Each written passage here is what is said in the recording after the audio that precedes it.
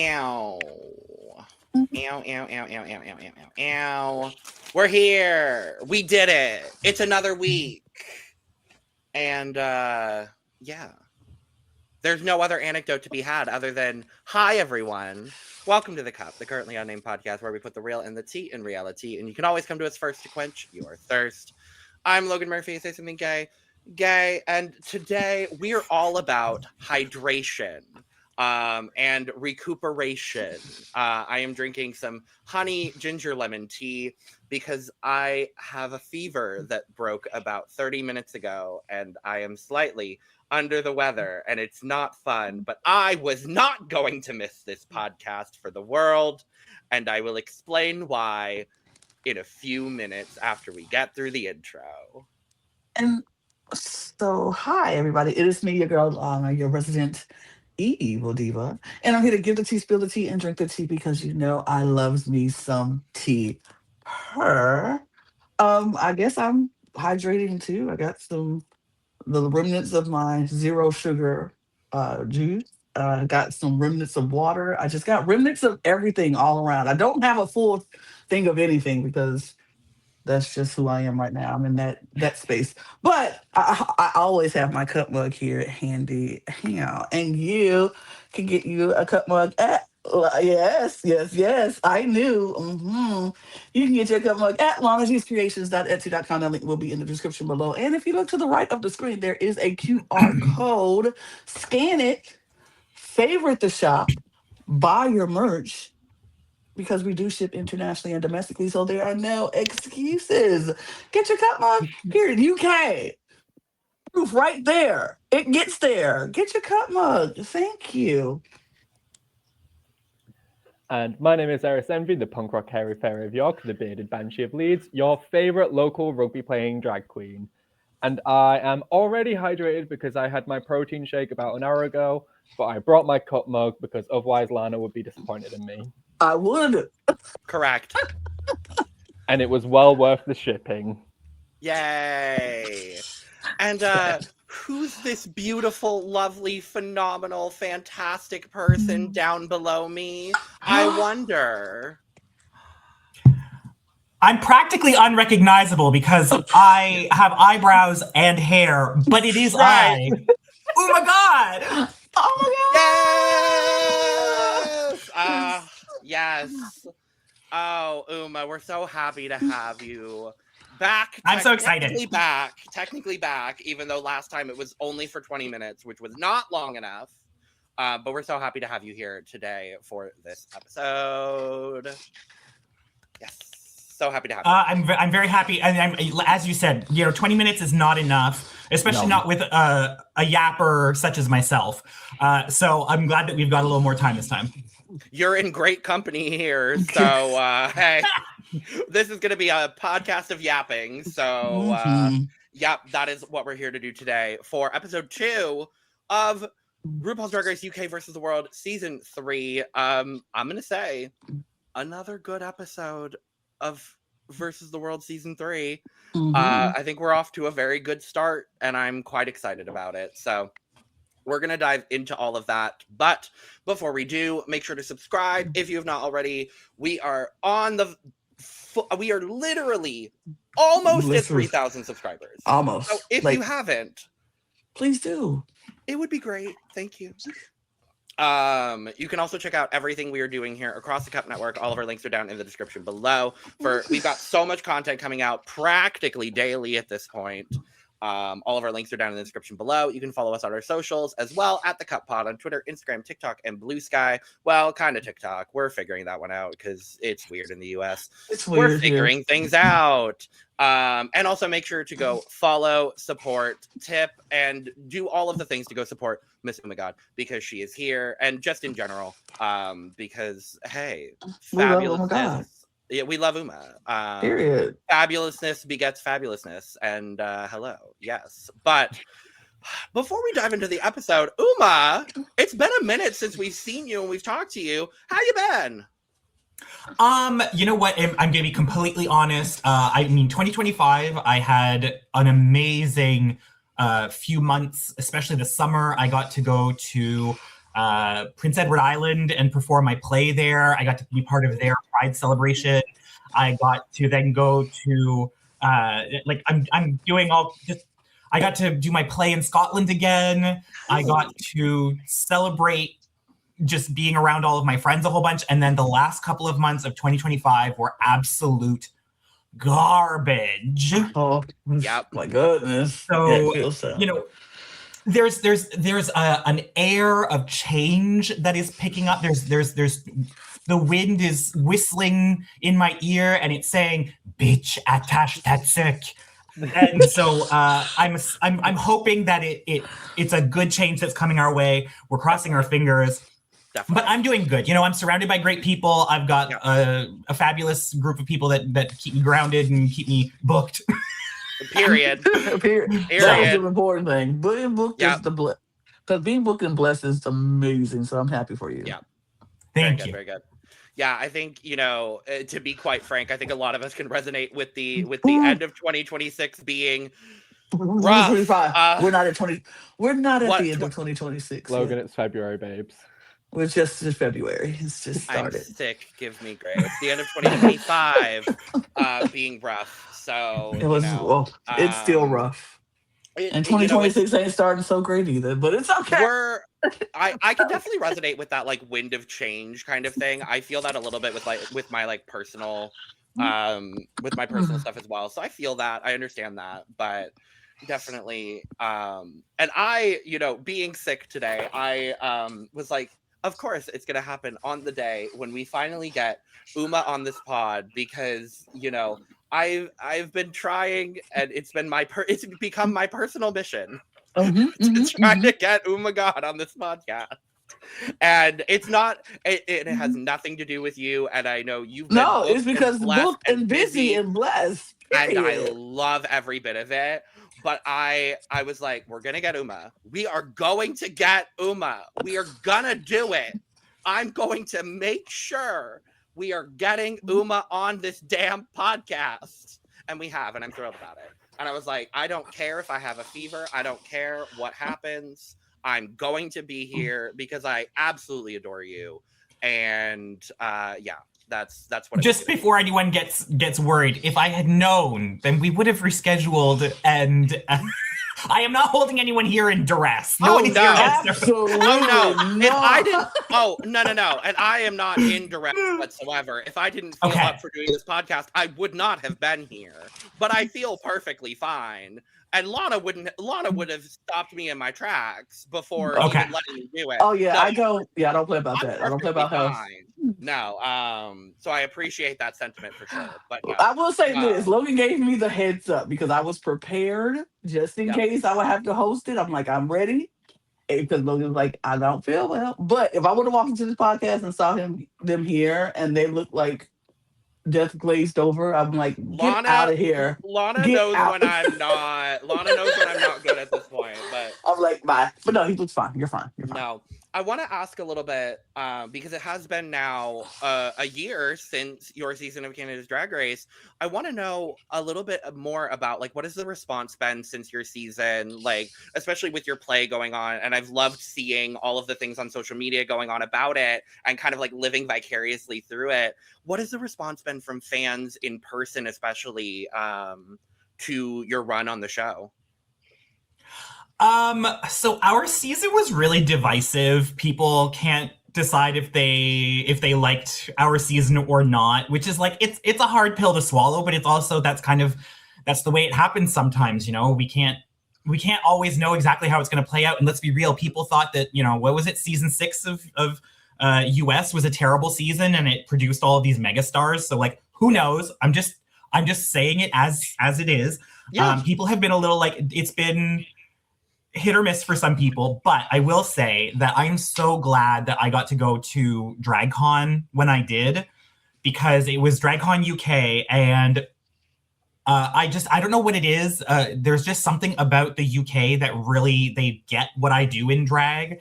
And so I've had just amazing feedback about what happened on the season. They loved what I was doing on a personal level. So I was really, really happy about that. I got to get a lot of love in that way.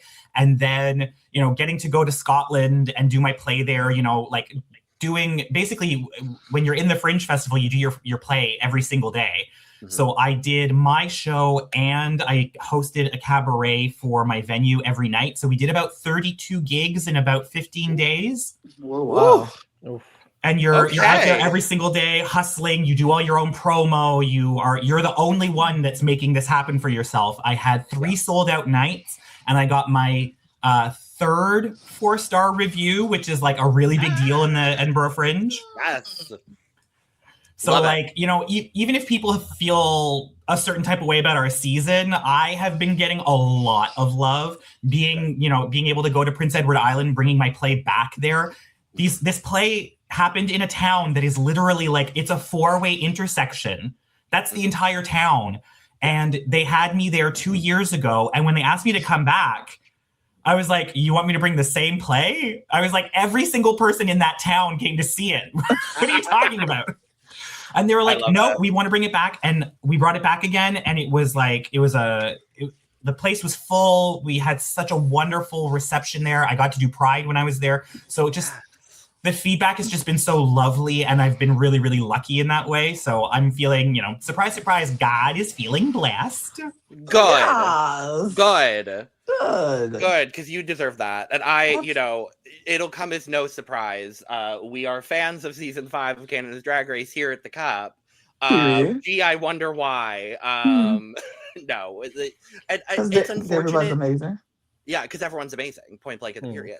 It's unfortunate to see like that mixed response, and it does happen from time to time with every show. It does suck, especially like for us when you are close to a cast of girls and you see, you know, the response be so mixed in that way. Like I literally see it as, oh my God, I love the season, and oh, I'm not sure. And like I see the full gamut of those responses. So it's very like, okay, it's interesting to see.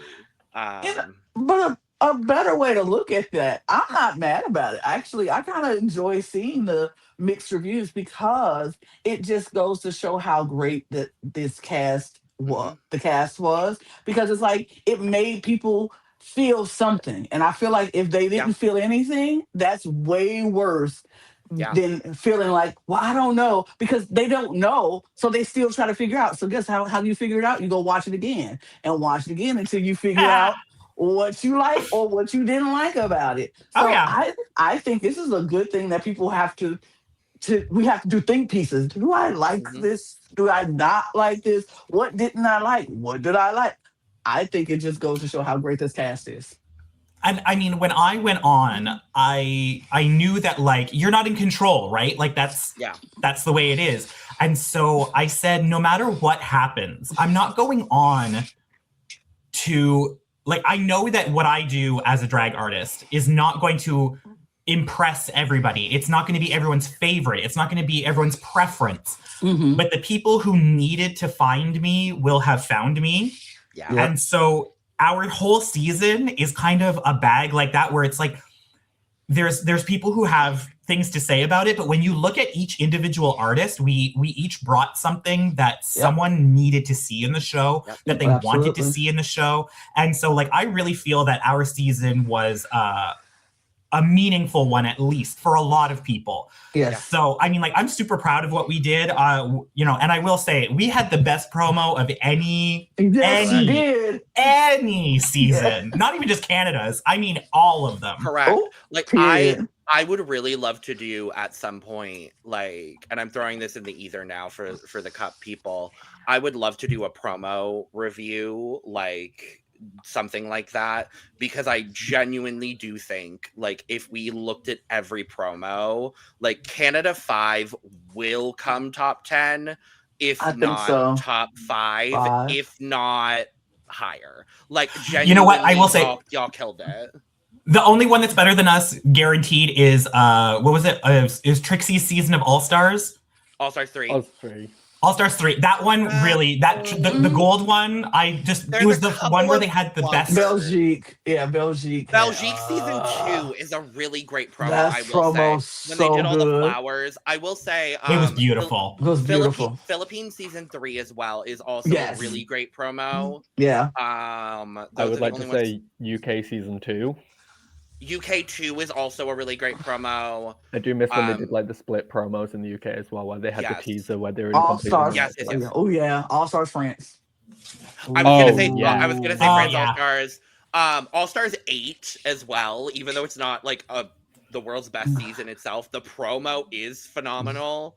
And actually, I would put All Stars 10 up there as well. I think All Stars 10 eats as a promo. Like, don't give it all away. Wait, you're gonna do a whole episode about this. Don't give it all away. I'm not giving it all away. That's just my ranking. I don't know what other people think. That's just my personal. Like, I could get outvoted. Who knows? But anyway, but yes, let's get into this episode where we are diving in after the top 2. Lip sync for the win. Miss Fontana has taken the first win of the season. Period. Lip syncing again in front of Laureen to a Laureen song. Her entire lip sync discography is just Laureen winning Eurovision winning songs in front of Laureen for now. We'll see when that changes, if it does, but and all of that. And we come in and some people are feeling a certain kind of way about this. Some people are still a little plucked, and some people want to know who would have been in the bottom had there been a bottom. And Sminty was like, "Oh, I'll tell you." Oh, Melinda and Mariah. Sminty said, "Oh, you want to know? I have no problem telling you who it is." I was like, "Dang, Sminty, could you have take a breath? Could you have let it breathe for us?" He was like, "Oh, you want to know Melinda Mariah?" That's what I think. I was like, "Golly." Okay. Say you don't like Western wear. Okay, Sminty, we get it. You don't like Western wear. I got it. That's it. A cowboy broke Sminty's heart at some point, and she's got a vendetta. I better not see that girl in chaps all season. I'm saying that now. Maybe if we see her in anything Western, I'll be like, Sminty. Sminty. Her 10-gallon we ain't got to now. ask for it. We're not going to see that. Don't worry. No. Oh, that's so funny.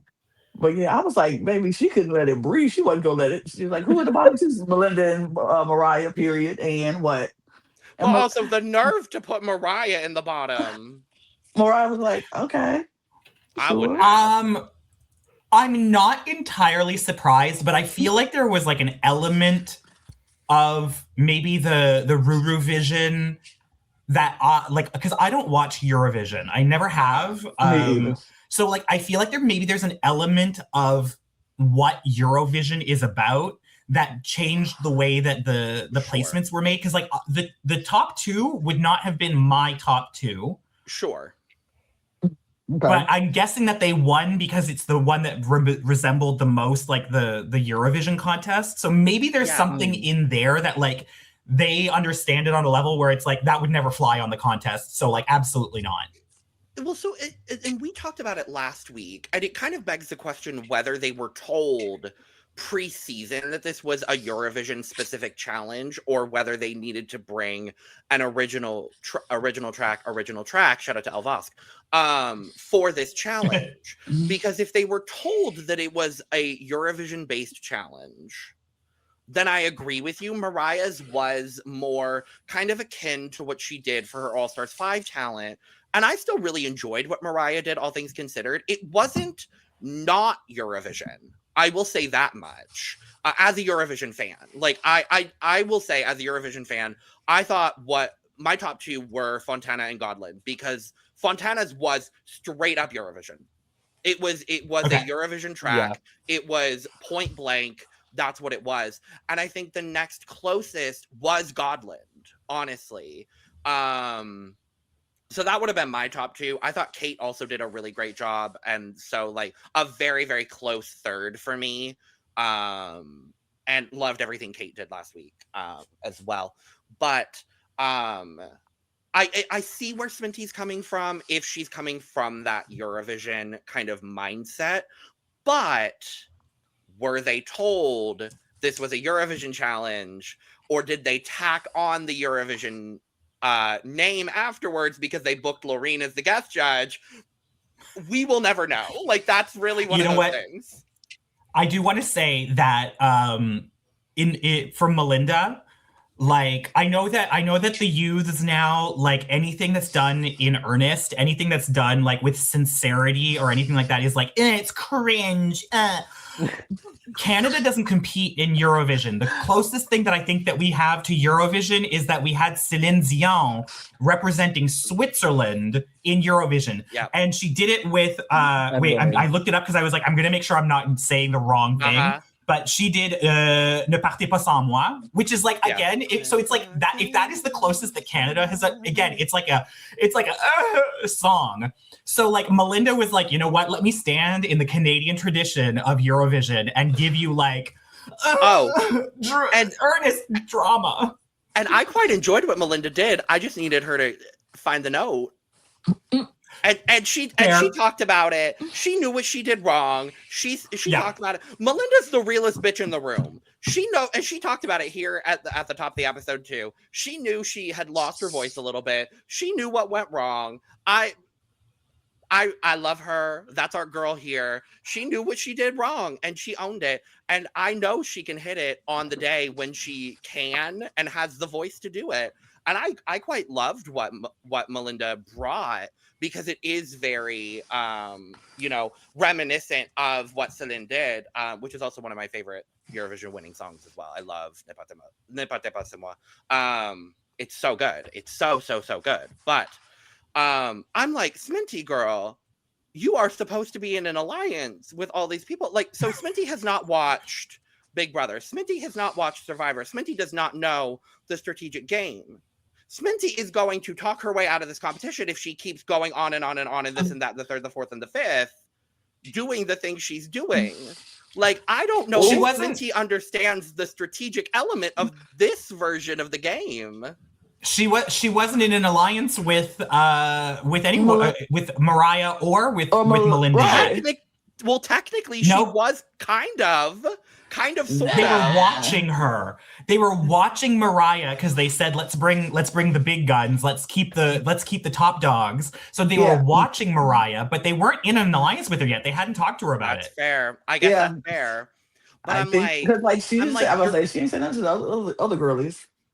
But I was gonna say, like, you can't just rely on Zahirah to move you through the competition. Like, that's not gonna get you through. I don't know.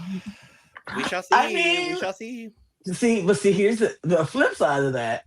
What if Mariah and Melinda are like, you know what? I respect a real bitch. I respect somebody who gonna keep it real and be honest. So I ain't really that mad that she came out the bag and was like, this is who I think. And you'd be like, I respect her. Because I'd rather somebody be honest with me than playing around, playing in my face. So maybe that could add a little bit more respect to her. Who knows? It did seem like Mariah was very much like, thank you for your opinion, that's great. I just kind of appreciate your honesty. Which I think is the most powerful thing to do in the situation, because it kind of gives an air of like, thanks for saying that, but I don't particularly care. It's kind of a sense of like, I'm not here to be judged by you, babes. I'm here to be judged by the people on the panel. Right. Like, it's yes and energy, but instead of being yes and, it's yes and exactly. Thank you. It's very Gigi good. I'm glad you have that opinion. I do not share that opinion. Like, it's very that. I love it. Remember when I said Mariah very relatable? Logan, remember we had that? That is very much what I was talking about, because that is such a response in my family that we would give. Somebody would say something like, okay, I appreciate your opinion. Thanks for being honest. I just love that. I love that this is your first experience with Mariah, Lana. Yeah. I'm loving it so much. Like, everything she does, I'm like, she is my auntie. She is somebody who, that's my cousin. That's like everything she does. When she walked out for midnight, I was like, yep, that's the girl next door. I know her. In my neighborhood, she looked like, she looked just like that. And then it was like, when she was talking, I was like, Yep, that's my aunt. That's how my Mhm. aunt talked. Her whole demeanor and attitude at this, like you said, my first time knowing her, I was like, I already know her. I don't even need to know nothing else about her. I know her because I live with her my whole life. She is just one of those Drag Race girls that, like, it doesn't matter what, like, your background is, where you grew up, who you know, like, everyone feels like you know Mariah. Like, you just know, a girl like Mariah. You know Mariah. Like, and I'm just so happy. I'm so happy. I love Mariah. But She's old enough to be the blueprint, so that's probably why. Period. correct. Period. Correct. I'm totally joking. I did really enjoy that clip of Melinda calling her old and then them immediately pointing that she's at least 2 years older than her. Literally. I'm like, Melinda, ma'am. Now you, me, the rest of the world, and everyone in between knows. The call is coming from inside the retirement home. Hello. Right. Hello. I'm Googling. How old is she? Thursday. Hang on. Let's see. Thursday. I don't remember. She's 44. She's barely older than me. Like, yeah. I'm older than her. Yep. Stop. Girl, what? Yes, I'm 47. Mm-hmm. It's been so lovely. I've had so much fun. Thank you, everyone. It's been a pleasure. I'm going to go back into the timeline where I am not... What? Yes. I won't bring up how old Eris and I are. Anyway, it's fine. Anyway, we come into the workroom the next day, and I just want to say how absolutely delightful Serena Morena is. Can we just talk about it for a second? I knew she would be, and because I knew she was on season 1 in Mexico. Mm-hmm. And just everything she says, she's like, I just can't wait for this week, and can we all just be so excited because it's week 2? And that's just the reason. We're just excited because it's week 2. And I just love Serena so much. She's delightful. I just love her. For me, it's the UK girlies stressing themselves out wildly. Meanwhile, Serena's just here like, I'm just having a lovely time and I'm grateful to be here. Literally, it's just, she is just... She's a refreshing. She's so refreshing. I love her. Meanwhile, Zahirah's in a corner shaking and shivering and crying over this goddamn gown, stressing her out so bad. And so she's like walking the children in nature. She's like, it's finally time. It's time for the designing challenge. I'm like, yes, it is, Serena, and I hope you do well. And I want you to do so well in this season because literally you are an angel sent from above. And I just want to protect you with every fiber of my being. She's so sweet. And it's funny because like her and Gawdland just make me just smile so much in this opening part where Gawdland was like, because of course Gawdland came in second, and so they're like, how do you feel about that? She's like, I mean, I'm a little sad, but it's fine. I'm gonna win this time. She wasn't like bitter about it. She was like, you know what? It's fine. I'm gonna win this time. I'm gonna do my best. I'm just gonna win. And then she says one of the most out-of-pocket lines I have ever heard. Yeah, why you cracker eating my ass? That is a direct line. I think I missed that one. That is a direct line from Gawdland, from this episode from episode 2 of UK versus the World. Season 3. I don't think we were allowed to say that. Who was she talking to? I don't know, and I don't want to know. I do, because let me take this is where we cut. You just cut to like it's just like, well, you can pick any of them. and here's my thing. I happen to love that we're giving somebody else is saying a word that could offend someone other than people like me. So I love to hear when people call somebody else. So who was she talking to? So she is directing that at the group. Mm-hmm. But I will say the person that spoke directly to her just before her is Mariah, So I I'm don't like, think no. she's saying it directly to Mariah. I think she's directing it to the group. No, she wasn't talking to Mariah. She's talking to No, I somebody definitely don't else. think she was talking to Mariah. I think she was talking to the general white populace of the the general room. white populace of the group. Not, Godly, if you want to let us know, that'd be gorgeous. Thank you, my dear. Look, watch her be like, I don't even remember saying that. Watch. Nope, she probably doesn't. She just Nope, gonna she come, probably doesn't. when we get her here and ask her, she's gonna say, I don't even remember saying that. And you know what? Nope. It's okay. It's okay, Gotti. It's okay. But We love you. We love love you that. anyway.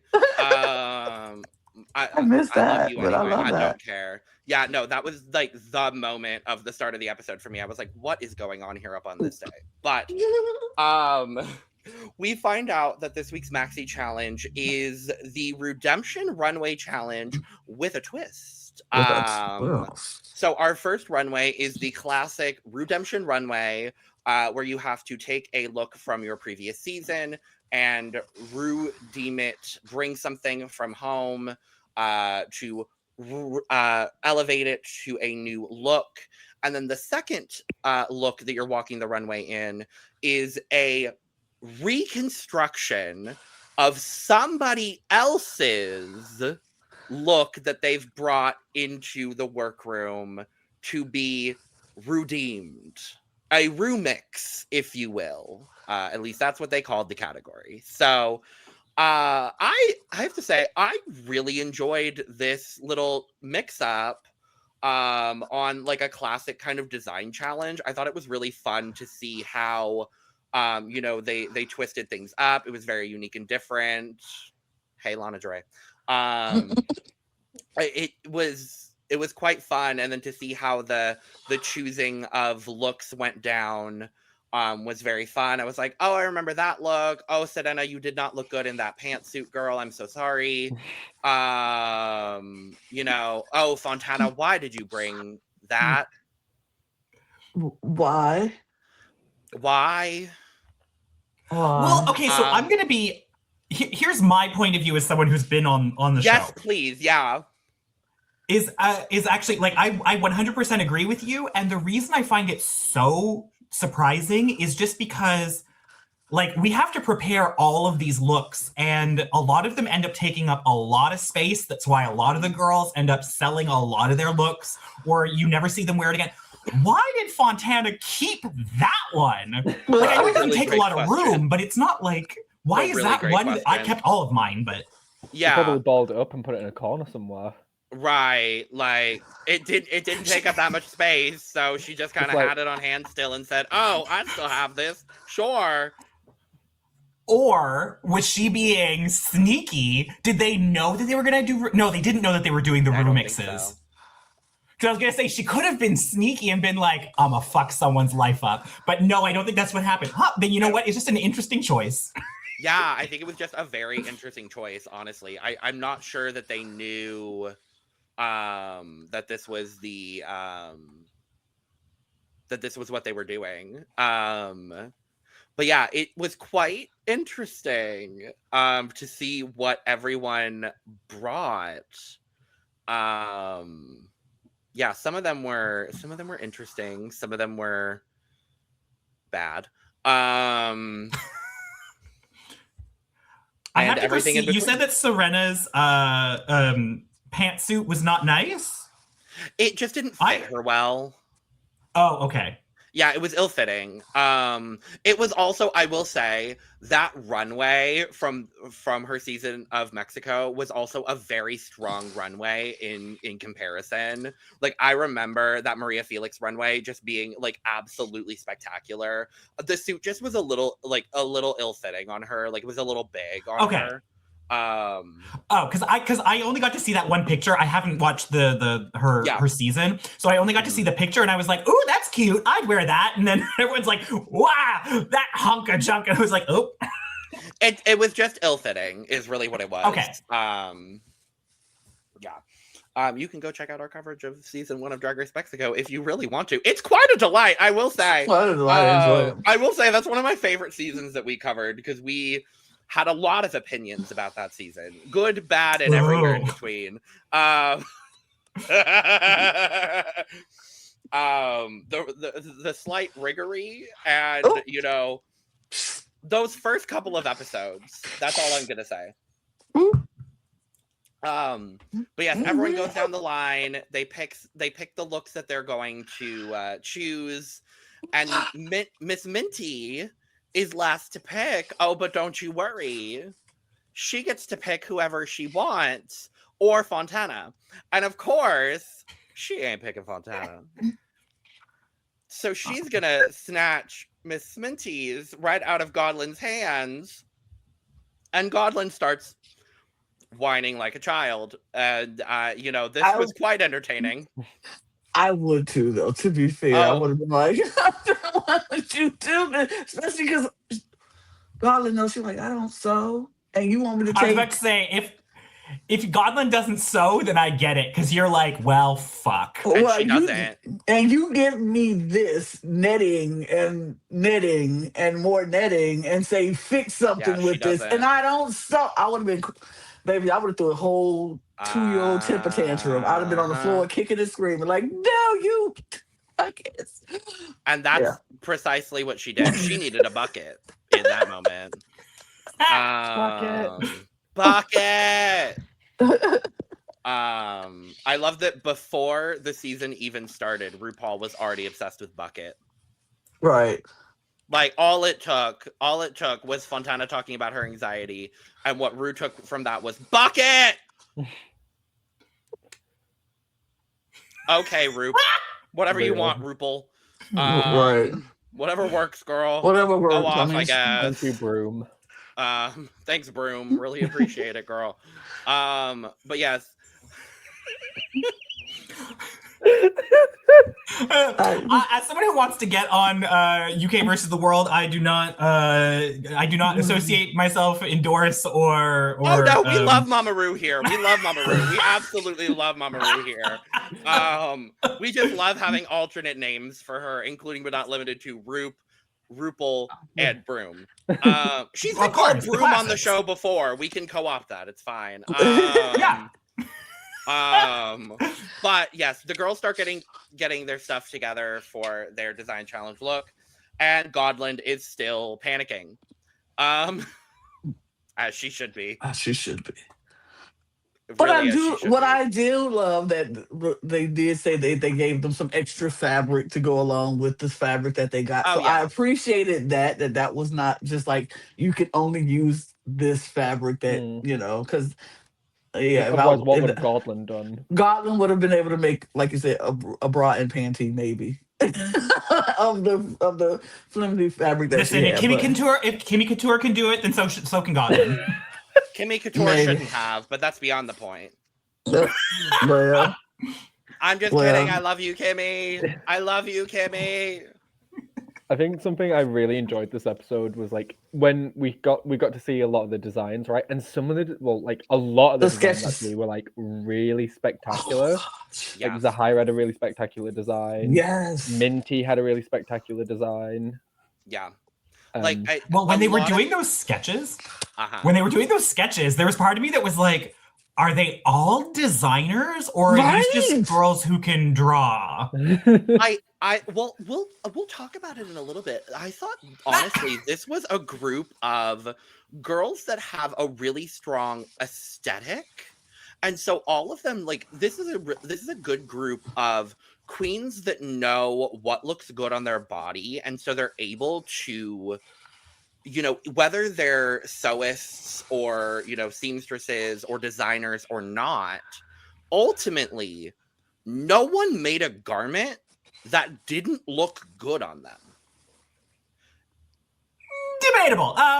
No one absolutely flopped this challenge. No, you're right. And I think it's been a long time since we've been able to say that on a Drag Race season. And I was quite impressed by that at the very least. I was like, okay.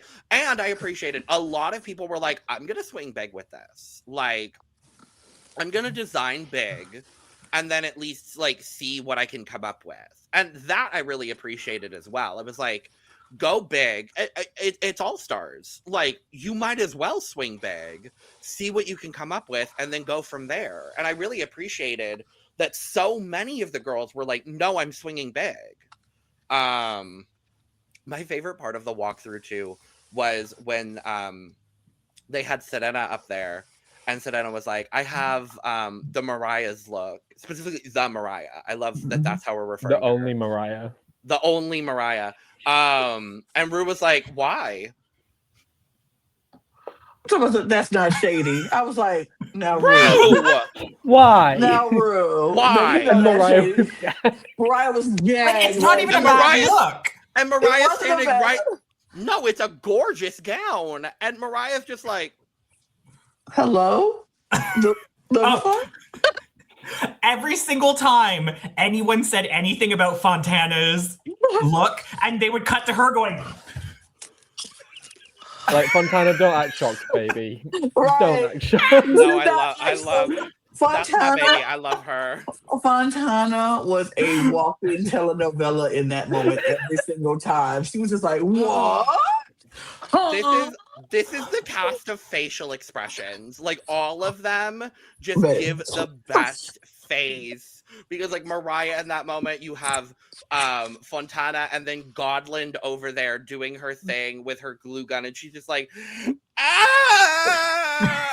I'd also like to And throw it's just so good. I'd like to throw Sminty doing that smile that looked like Oh my god, the yes. lady from Begonia. I'm really sorry, I forgot the actress's name. But it was just like, Emma Stone. yeah, Emma Stone in Begonia. Because she did a side by side on Twitter, and it's just Sminty going,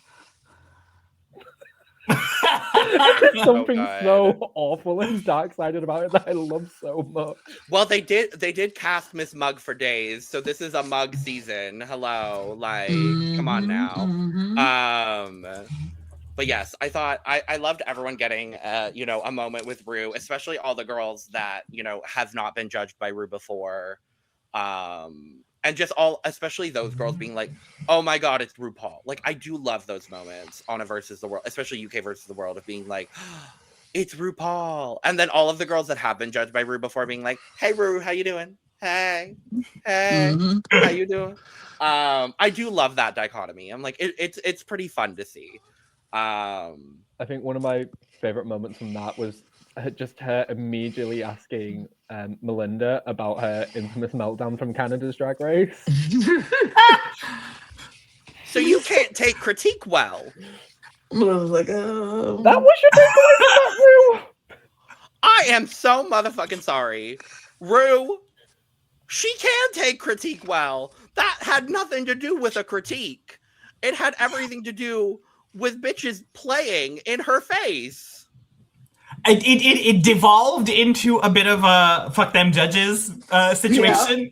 She did say Sure. that too.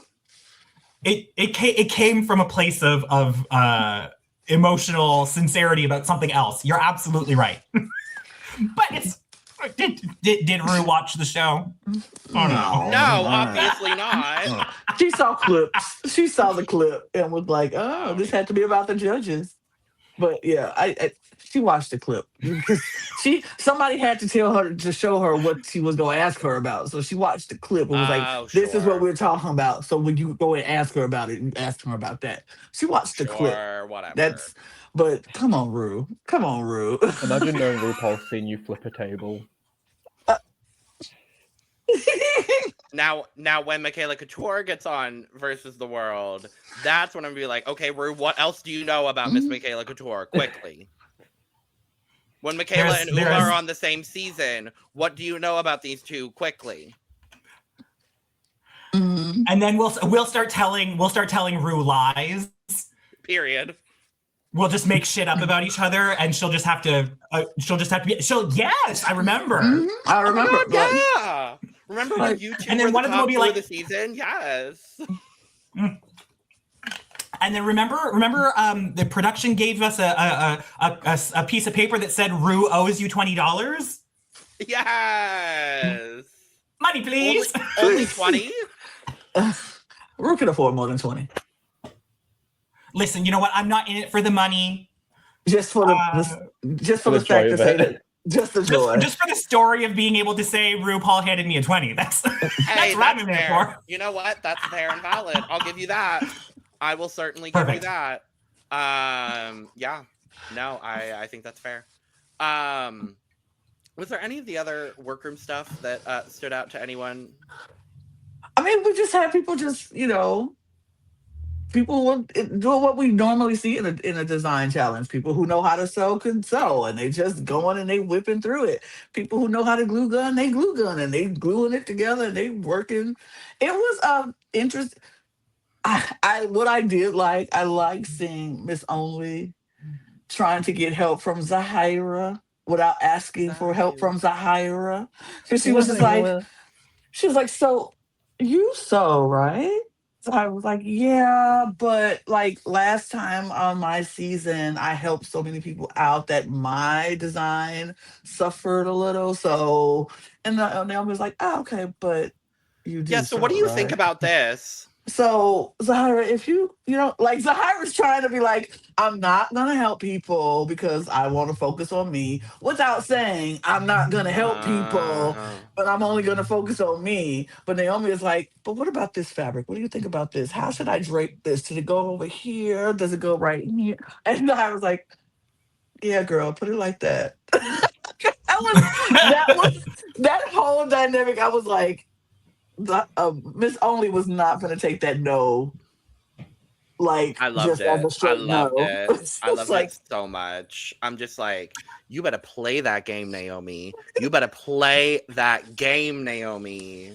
Well, and that's one of the things that really is great about the All-Stars and Versus the World and comeback seasons, is that the first time we get on the show, there's no instructions. They don't tell you anything, like nothing. I know sometimes people think that there might be a little bit of no, there's no prep course. There's nobody saying yes, you're allowed to do this and you're not allowed to do everything is just kind of do whatever you think is best. That's the response you get for everything. So one of the great things about seeing the comeback seasons is that the people are themselves more comfortable with oh, okay, so this is kind of how it goes. I know what I can play with. I know where I can take 10 minutes to do something. Whereas last time I was focus on the task, little things like that. And then they know what to say to each other because we've all kind of been through this. Mm-hmm. So it's a bit of a camaraderie, even if we don't know each other. It's less either walking on eggshells or pushing all the buttons to find out what's going to set someone off. It's it's more playful. It's a little bit more I don't know. That's what I love about the comeback seasons. I think that it's just everyone knows what's going on and we're all in it experience. So I think that's really fun. Yeah, absolutely. Absolutely. I agree with that. I also did love that while everyone's getting ready for the runway the next day, we see this slight little strategic moment with Minty and Zahirah, two Filipina girls from two different franchises, making a bit of a connection here. I'm fierce, you're fierce. They are fierce. But I was where's Melinda in this? You're all fierce. You're all fierce. Just include Melinda. Well, the strategy is that, I said this when I was on my season, but I don't remember if they showed it or not. But it's one of those things where everyone makes a strategy and they've got their alliances, and I'm yeah, or they ask okay, so what are we basing our decisions on? Are we doing it on track record? Or are we doing it on blah blah blah? And I'm yeah, everyone's gonna do it on track record until their best friend is in the bottom. Exactly. And she lent me the very t-shirt I'm wearing right now. Yeah. So the strategy makes for great TV, but you also always have to keep in mind that it's for TV. Mm-hmm. Right. I don't know and I think that that also it also means that I would be open to any experience. So if anybody was to be hey, what do you think about this? I would think about it. I'm not going to sit there and be girl, shut up. But it's worth remembering that this is really hard. When you go into it, you think it's Drag Race. It's not Survivor. It's not Big Brother. But you don't know that it's not. and you Right. don't know how much anyone else thinks it is or it isn't. You know, like it's Right. there's a lot going on here. Yeah. Oh no, 100%. It's like, how are we gauging, you know, how much are girls being strategic? How much are girls not being strategic? 100%. And like, if I were to go in, baby, I'm being strategic all the way. I'm not letting that many people know I'm being strategic, but I'm making every move as calculated as I possibly can. But that's also just because I'm a fan of social strategic gameplay. So like, that's my MO. That's what I'm doing. So, you know, that's how I operate. But we also see this lovely moment with Fontana talking about her upbringing. She talked a little bit in her Ru walkthrough about coming from Brazil to Sweden, and then we kind of get a lot more of the backstory of it, coming over because of her ex-partner, growing up in Brazil, not really, you know, being able to express who she was and express her queerness, and having the ability to do that in Sweden. And, you know, I really appreciated her praising the queens in Brazil that are able to do this all the time. And I'm so happy now that we've had 2 phenomenal, fantastic seasons of Drag Race Brazil, which have been so successful. I believe we're on track to have a 3rd one this year, and I cannot wait because Drag Race Brazil is one of my favorite franchises of Drag Race. But it just goes to show the power of queerness in Brazil and how just the strength of those queens. And I'm so happy she highlighted that as well. And highlighted how proud she is to be both, to represent both Brazil and Sweden on this platform. And what I hate, I don't know how much any of y'all have seen, she's getting a lot of really bad xenophobic backlash online, where a lot of people are talking about how she should really just be talking about representing Sweden, and why is she talking about representing Brazil too, and like we should really have someone representing Sweden instead, and they should be Swedish and blah blah blah blah blah. And I'm like, shut the fuck up, she's Swedish, shut up. Like, well, especially like, so I remember in Canada's Drag Race season 1, there was a lot of that same conversation about Lemon, because Lemon had never done drag in Canada. Yeah. So, you know, she's not representing Canada anywhere, but she's kind of being a representative of Canadian drag, and she had never done drag in Canada. So like, there's part of it, like, I'm not saying like, but I can understand where it comes from. But then for the most part, at least, you know, from what I remember, Fontana hasn't said anything about Brazilian drag. She's just talking about Brazil. She didn't say this is what Brazilian drag is like, and this is what we do, and this is why we do it, and this is how we do it. She hasn't said anything like that. She straight up said, I've never done drag in Brazil because, and then she talked about the reasons why. So like, that's especially weird. Yeah, her entire drag career has been in Sweden. Like, and she is representing Swedish drag. So it's like, she's just talking simply about being Brazilian. She is a queer Brazilian who has lived in Sweden now for 10 years. And her entire drag career has been in Sweden. So she has every right, as much as anyone else from her season of Drag Race Sweden, which they should bring back, by the way, because it was a great franchise.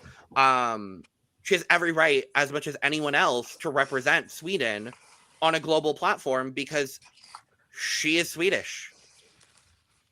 So her drag, you know? Her drag is Swedish. But see, and that's the thing. I don't understand why the Swedish people are upset. Why would you be upset about her representing Sweden? Not the Swedish people. I know it's not the Swedish people. I know it's regular. It's some people who don't know nothing about nothing.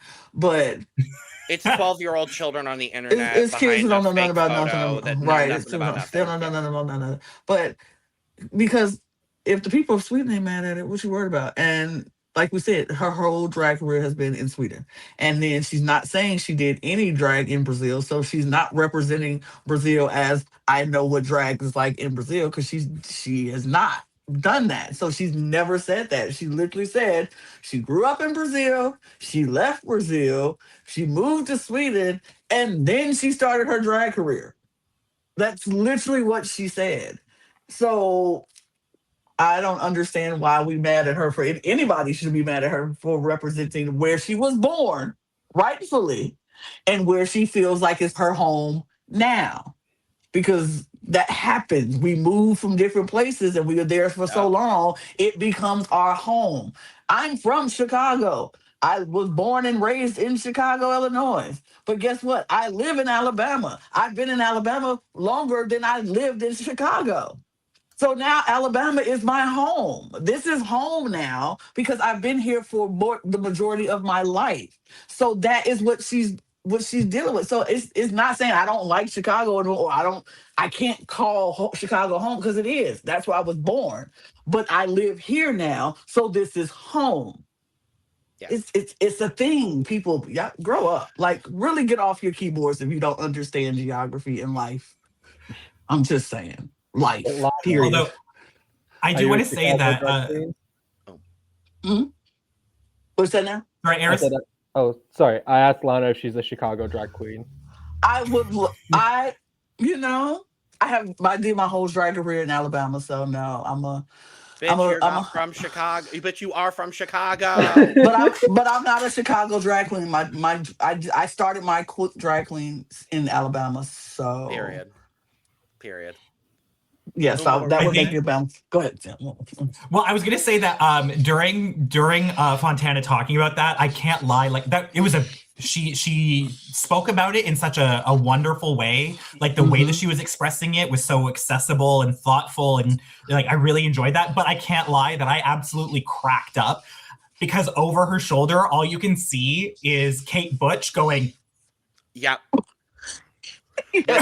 with all that white highlight in the middle of her face, genuinely, like that is all. Like I was trying to pay attention to, and I'm like, Kate, keep doing your makeup, girl. Like, please, for the love of God. Kate was in the story. She was in it. She was like, "What? I understand." You mean to tell me they like that in Brazil?" She was like, "I didn't know it was like that in Brazil." Say what? I love Kate and Gawdland just like being in that conversation, and I appreciate them both so fiercely. But I was like, Kate, at least Gawdland's still doing her makeup while they're talking. Like, girl, you've been on Drag Race once before, you know how to do this. Like, don't be mad. Do not hate on Kate if she don't know how to multitask. I'm not hating on Kate. Sometimes multitasking is hard, and if I'm invested in a story, I'm like. I understand completely. Not I get NTM. Look, NTM on Kate. I understand. But with all that being said, I think it is time for us to go to the runway. Absolutely. Period. Yes.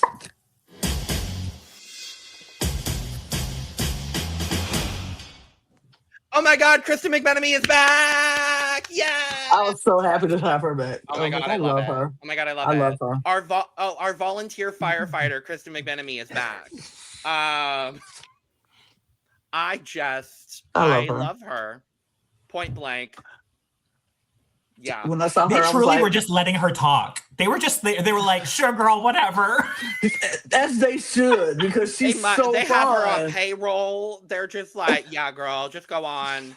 Someone needed an extra like few seconds backstage to get ready to walk on the runway. They were like, "Kristen, just keep talking. Kristen, just keep talking, girl." And she's like, "Yeah, no, I'm just a volunteer firefighter ready to put out the fires."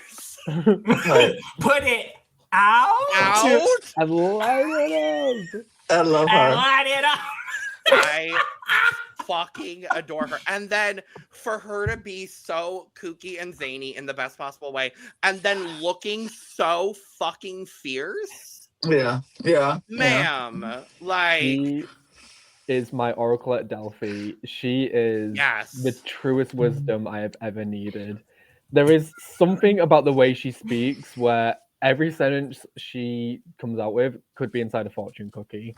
It's just, I feel like I'm connected to the universe when she speaks. I'm the universe. The universe is me. I was going to say, shout out to Paolo. Kristen McMenemy and Paolo Perfection live on the same plane of existence, honestly. Yes. Wow. No, okay, I've cracked the code here. Kristen McMenemy, Paolo Perfection, Tammy Brown. Same plane of existence. They are the triangle. They are the triangle. there's a gradient between like Paolo and Tammy, and I'm somewhere in there. Like they're not on the same. Yeah. It's like a 3-dimensional axis kind of thing. Yes. It's not a direct line. But You yes, see somewhere in the 3-dimensional axis between Paolo Perfection, Tammy Brown, and Kristen McMenemy, somewhere in the Uma middle Gahd of that is right land, there. Uma Gahd is right in the middle. Yep. Sure. It's like there's a triangle. Uma is right there, right where the eye Yes. is. That's Uma. That's I Uma. live. You know what? Oh my Leave me with God. Canva for 15 minutes after this episode ends, and I will draw this graph. I have to decide if it's a Venn diagram. I need to know. If it's Bang. Look at this graph. I'm sorry I had to. That's right there.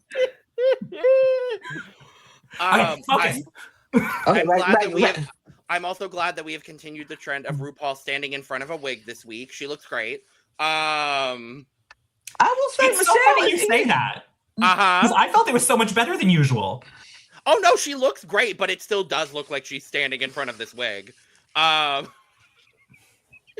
think it was better than it's better than it has been. So I was actually looking at that this week, and I was like, okay, girl. I will agree with you, but because this is a better color for her, but I do still think it you know. So the thing is that like as we like continually do a look after a certain amount of time, anybody who wears makeup, and I'm not talking about drag, but you know, blush blindness or brow blindness, like we all do it. So it's like Rue, it probably like her and whoever is placing the wig in her head is like, oh yeah, it's down here. But then like over the years, it just kind of like, whoop, whoop, whoop, you know, it's just, she's old, okay? Well, but I will say this. This panel looks great. All of them look really good in this. This is a good looking panel. Michelle, I want this outfit. Like, this is the first time I'm ever saying this. This is the first time I'm ever saying this about Michelle Visage, but I want this outfit. I want this pantsuit. I want this whole entire look. Give it to me. She looks fabulous from head to toe. And Kristen and they just all look good. Winner this is of a good the looking Celebrity panel. Traders, Alan Carr. Absolutely looks phenomenal. They all look great. Insane. Somebody on when my season was airing.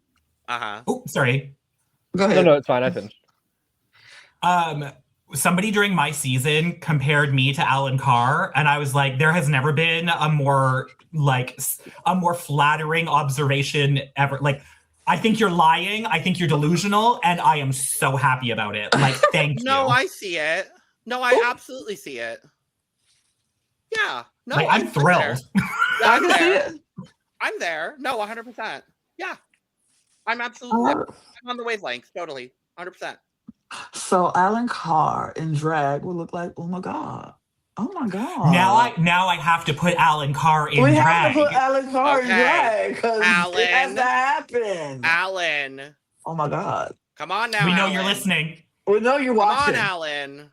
I know Come you're on, watching. Alan. It'd be great. It'd be great. Come on now. What if they did? Like Alan Carr's watching us. You know how on Canada's Drag Race there's occasionally that challenge where it's like, you have to make a look for Brooklyn. Imagine Rue walks into that workroom and is like, today you'll be designing for Alan Carr.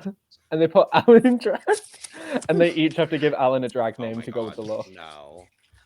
I would live. Uma would win. Uma would win. Everyone else would be in the bottom. Period. That's how Uma Gahd wins UK versus the World season 4. Period.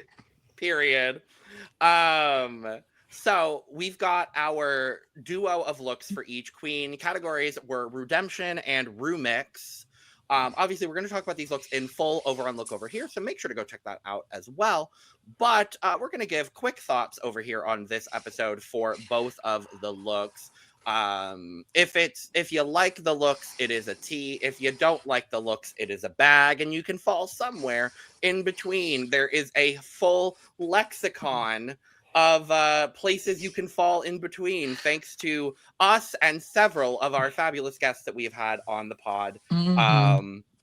So starting off with Gawdland, I'll go ahead and start, and we can go around to Uma, Eris, and up to Lana. I think that probably we'll go with that.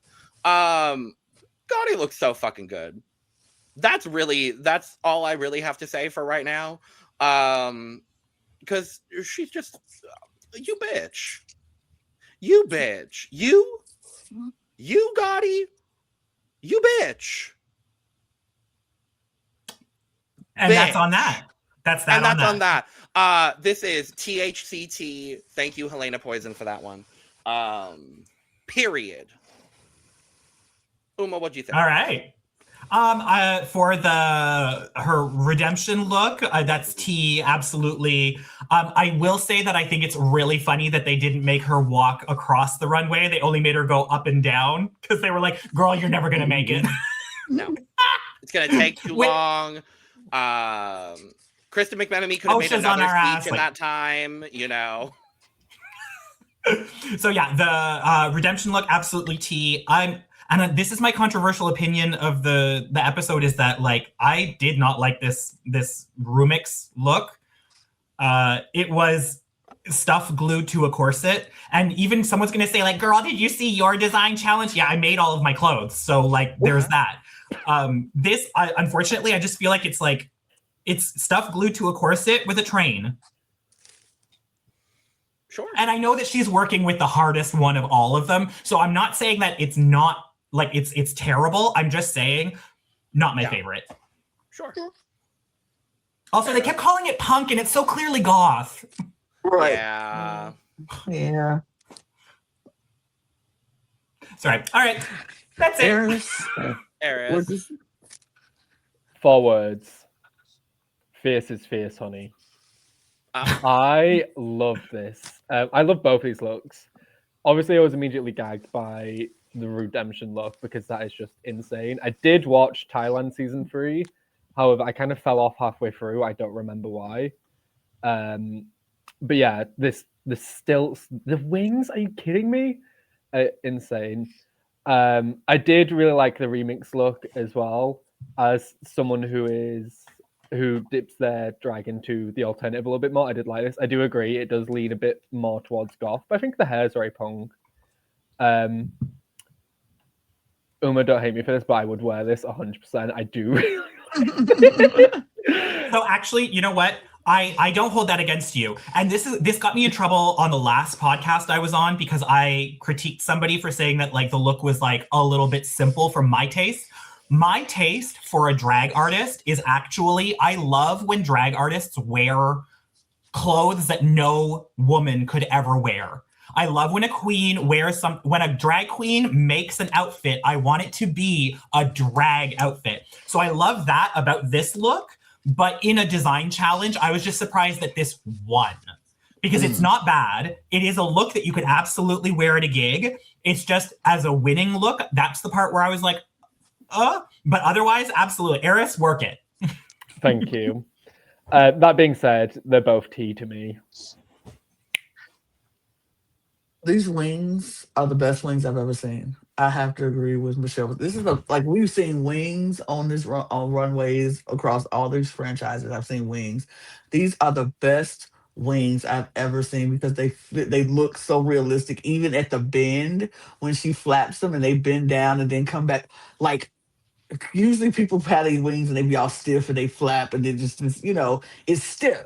These look like real, like you just took these off a bird, and that's rude because that bird needed their wings and you took it off them. That's foul. But they look so real. I love this. That first look had me gagging. I was like, girl, you are not, please walk halfway down that runway and go back because you're going to take 20 years to get up and down that runway. It was just, but it was beautiful. I agree with you, Uma. I think the second look is okay. It's not my favorite, but I think she did the best that she could with the material that she got. So I'm not mad at her for that. I think it looks nice on her, but it's not like, but it is just some stuff glued to a corset. But she worked it, and I think her makeup kind of made everybody go like, oh, it's something else, because for her to do a full face like that, and it's so pretty and it's well done. I think that kind of made everybody like, oh, this is something bigger than what it is. Like she performed the heck out of this, something that's not going to be so extravagant, and she knew it. She was like, I ain't gonna be able to make it with just this outfit. I'm gonna have to do something else to draw their eye to make them go, woo. too. And she did that to her face, and that hair. I think she did. Gotti ate this up. It's still, like I said, it's not my favorite, but it's still a T. It's a solid T. I want the wig so bad. Oh, the wig is great. I want the wig myself, and I don't know why I'm gonna wear it, but I want it. The wig is great. Yeah. Next up, we have Miss Sminty Drop. She is redeeming her neon lights look, and her Rumix is Gawdland's clown is sexy and I know it look. I hated that runway category. Everyone was bad. Everyone was bad. That was a very bad runway. Everyone was bad. I will say, I think this Redemption look is tea. I think it's quite different for Sminty, and I really quite enjoyed it. The Rumix, it's going to be a soft tea for me. I have a couple of overall slight qualms with it, but I think the construction is really well done, and that kind of carries the overall ensemble for me, to where I think I overall like it. Yeah, I think that the Redemption look is fantastic. I think that I have not watched much Drag Race in a while. It's not because anything is good or bad or the other thing. It's that it's hard to watch it sometimes. Yes. So I did not see Sminty's original runway, so I can't compare it to anything. But I really thought that this was gorgeous. I love the color. She was serving the look. She knew what she wanted from it, so I love that. And then her Rumix look, I love this. You like you said, Logan, I feel like there's like a couple of elements that I was like, oh, like the finishing on that could have been a little bit better. But overall, I think that the look was really, really pretty. And it doesn't look anything like the original. So like either she was really clever and did great things with it, or I don't know if she was just using like 10% original and 90%, provided fabric. It's hard to tell. But overall, I think she did a great job because the top was the corset, the horns, and then the crinolines, I guess, was the rest of it. So no, she did a pretty good job of using what was there. Yeah. So yeah, no, I think that they're both tea. And for context, her Redemption is like a completely different concept. Like she just took the category and did a completely different look for the category. Like she did like a flouncy, like green and pink neon something or other originally. Right. And this is like a completely different look. So yeah, they're not even comparable, honestly. I think that is my one this is a much better choice. Yeah. Yeah.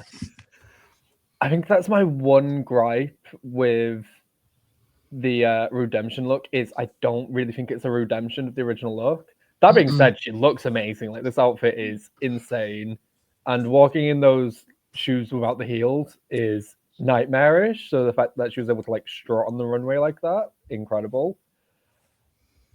I don't like the hair. I think the hair makes her look a bit like an egg. But it is the one thing that kind of calls back to the original look. So I can't be too mad at it. But yeah, I think that look is still tea. In terms of the remix look, I think this looks incredible on her. Like, it's a quite like, it's not simple, but it's a very like, how'd you say something simple, but like in a good way? It's a very like clean concept. And I think she pulled off really well. I think she had the vision in her head. She went for it and it came out fantastic. She looks like a deadly like sea siren. And I'm kind of obsessed with it, honestly. I think she looks great. Sminty really knows what like works for her. And I think that has served her in like the design challenges previously, as we've seen. But yeah, she looks amazing. T. Yeah, I think she looks tea. Both of these looks are tea because they look good on her. I think I agree with you. My only gripe, I agree with Eris. That my only gripe is that it doesn't hit the brief for me for the redemption because when they showed the picture of the outfit, her original outfit, I was like, oh, that don't look nothing like it. It's just, I was like, that's not giving, like, for some, like me, I didn't watch her original season, so I Mhm. wouldn't know what, this is from. So I would just think, oh, this is pretty. But when they showed the picture, I was like, well, that don't look nothing like the original at all. Like, I don't even see any elements. I feel like you said, but now that you said it, Logan, that she took the theme and just made a completely new look from the theme. Yeah. I feel like that's a little bit of a cop out, a little bit of a cheat mode. I don't Mm. know if you like it, but I think either way, I think what she did is took like the materials she used from her original and like repurposed those into something else. I forget exactly what she said. I mean, I do agree with you. It's a bit of a weird one. because the dress was But was black her and it had. Mhm. was the original a design challenge that they had to do like on set? I No. don't believe so. No. Oh, then never mind. Ignore me. Right, because like it was a black dress where you saw the green piping and then it was pink feathers around it, and I was like, okay, Yeah. like she could have added something of like maybe a pink feather. Well, I don't know, but anyway, this look though is a good look. It's all that being said, she looks stunning in this green. It looks good on her. As far as the Rumix, I like this, and like you said, Eris, she knows it looks good on her. And she's always going to make things that look good on her. And this looks good on her. I wouldn't have all that tulle. It's a little busy for me, but it still looks good. So I'm not mad at it. T. Per. Next up, Serena Morena. Thankfully, she is redeeming her Flores de Mexico look from Ooh, Jesus. her original season. Thank God above. That look was horrible. Baby, Yeah. that was a bad look. Ooh. And her remix is Mariah's All Stars Eleganza finale look from All Stars 5. This redemption is so much better. Thank you, Serena. Thank you, Serena. She looks so good. Ugh. This is hot tea. I love this so much. She looks so expensive. The only thing I will say is that I wish it just hit the floor as opposed to having the little bit of the train, because I think that just looks a little bit weird when she was walking, but otherwise I think it's quite great.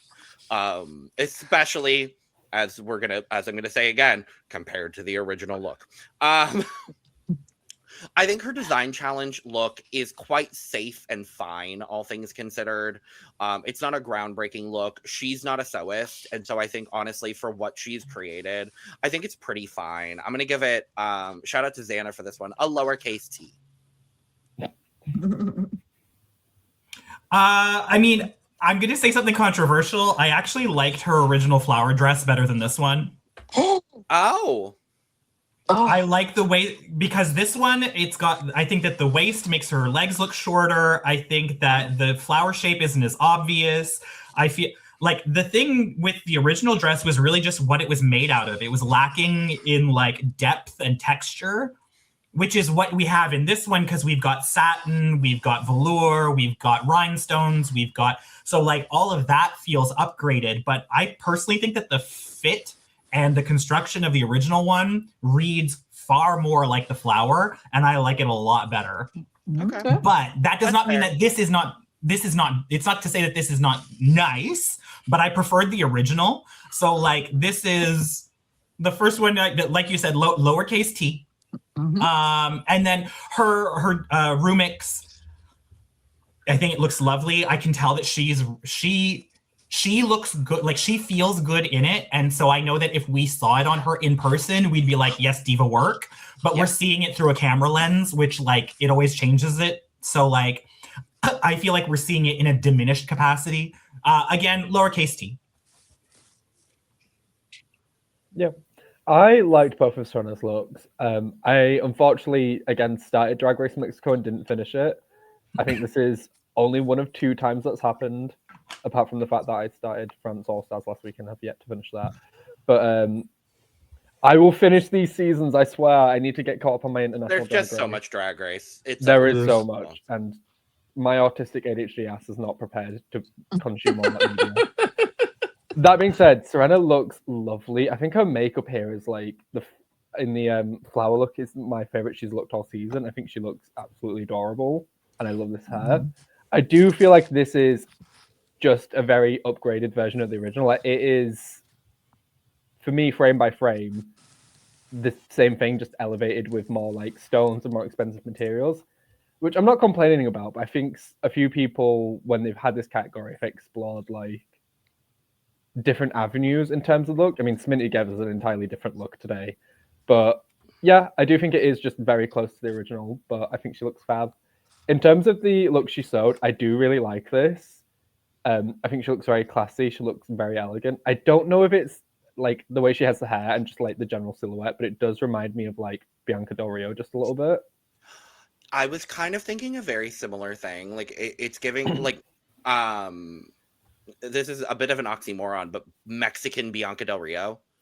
Like if Bianca spent her entire life in Mexico, like this is what she would look like. Yeah. I definitely saw that. And I think there is also, like, with there just being a bustier, I think there's, like, a sense of naughtiness that takes it back to, like, the core of what Serena's drag is, which is silly yet sexy, I'd like to say.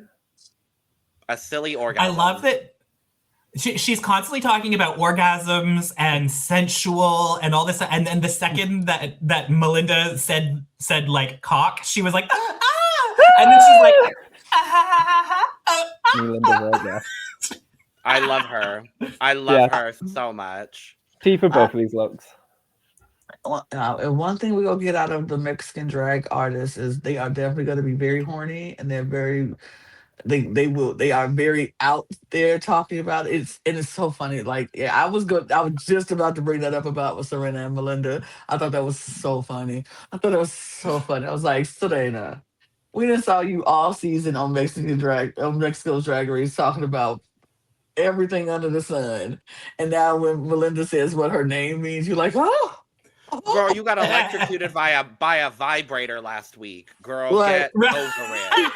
Like, girl, Ma'am, be so for real. Be Like, so for ma'am, real. what are we Like, doing here on this day, on this occasion, Miss Serena Morena? But I love you. I love you. I love so, you. so much. Oh, love her so much.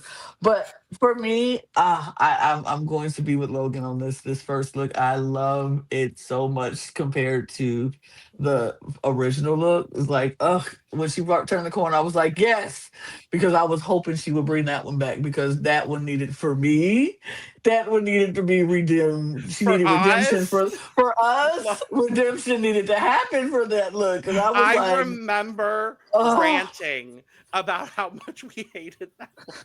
I was just like, I did not like that look on her. And I was like, you can do something, because we loved her so much. It hurt truly. so much. And it was like, no, Serena. That's really what it was. Because I don't want you to go. And this look might make you go. But this look here, the redemption, I love it. I think it's so pretty. I love the fabric. I love the way she did this. I love her hair in this. I love her makeup in this. Hot tea for me. And on the second look, it's a lowercase t, because it's cute. It's nothing, mind blowing or anything, but it's cute. And I like what she did with the material that she got.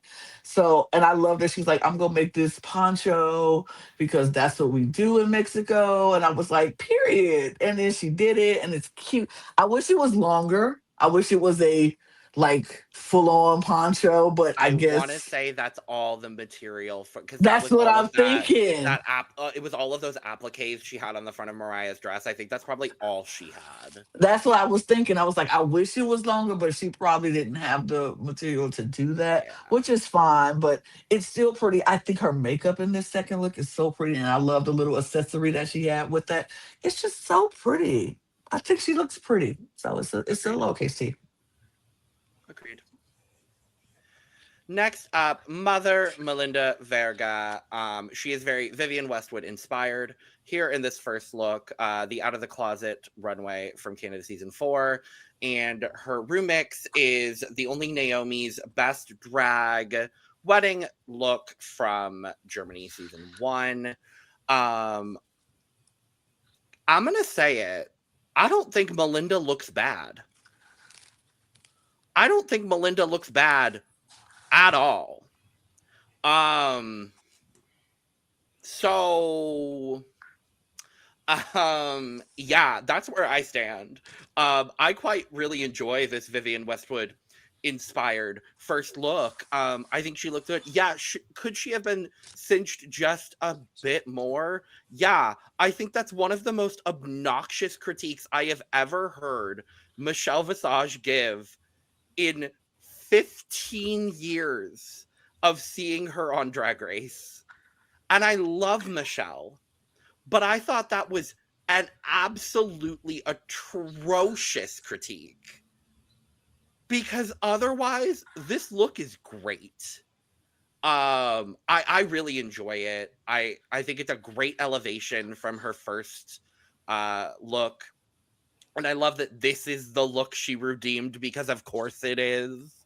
I think it's tea for sure. And the second look, I think I think it's so elegant. It's so different from Melinda as well, and I love that it's simple and clean. We were talking about that with Sminty's look as well, but it's simple and clean in a really gorgeous way. I love how she took the tulle and kind of did give that almost ombre effect. The silhouette is gorgeous. It fits her so perfectly. It's tea. I don't know what the hell happened in this episode. My conspiracy theory is that she invoked the curse of Pandora's box on All Stars, and she said glutton for punishment when they were picking the looks, and that's what sent her home. That's my conspiracy theory. I don't know. UK versus the world just likes to send home a Canadian first. Apparently. And when there's no Canadians, they don't know what to do. No. No, I mean, okay, so Melinda, I think her Vivienne Westwood dress looks fabulous. I think she looks really, really beautiful. I really, really liked it. When they were gonna give her a critique, I originally thought that they were gonna say something like, like maybe you could have like distressed it a little bit, or something to give it a little bit more of like the punk edge that Vivienne sometimes has. Like, she has crisp, clean, beautiful, gorgeous stuff as well. But like, I thought that's what they were about to say. So when she said like, the only thing I would change is you need to have a corset, I was like, what the fuck are you talking about? Like, right. One, like sometimes people don't need to wear corsets. And sometimes even when you're wearing a corset, you're not going to have an 18-inch waist.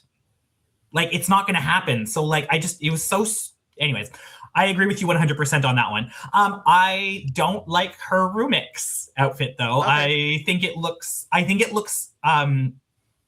like compared to how full and voluminous and gorgeous and textural and all this other stuff that the first one is, the second one is like the complete opposite, where it almost feels like, I don't want to say flimsy because that's not a nice thing to say, but like, it looks like it's just missing something.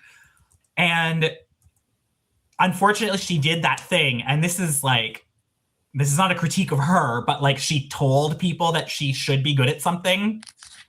And then we all have expectations for it. And then if they don't meet that expectation, then you're like, you shoot yourself in the foot. So I feel like that's kind of what happened.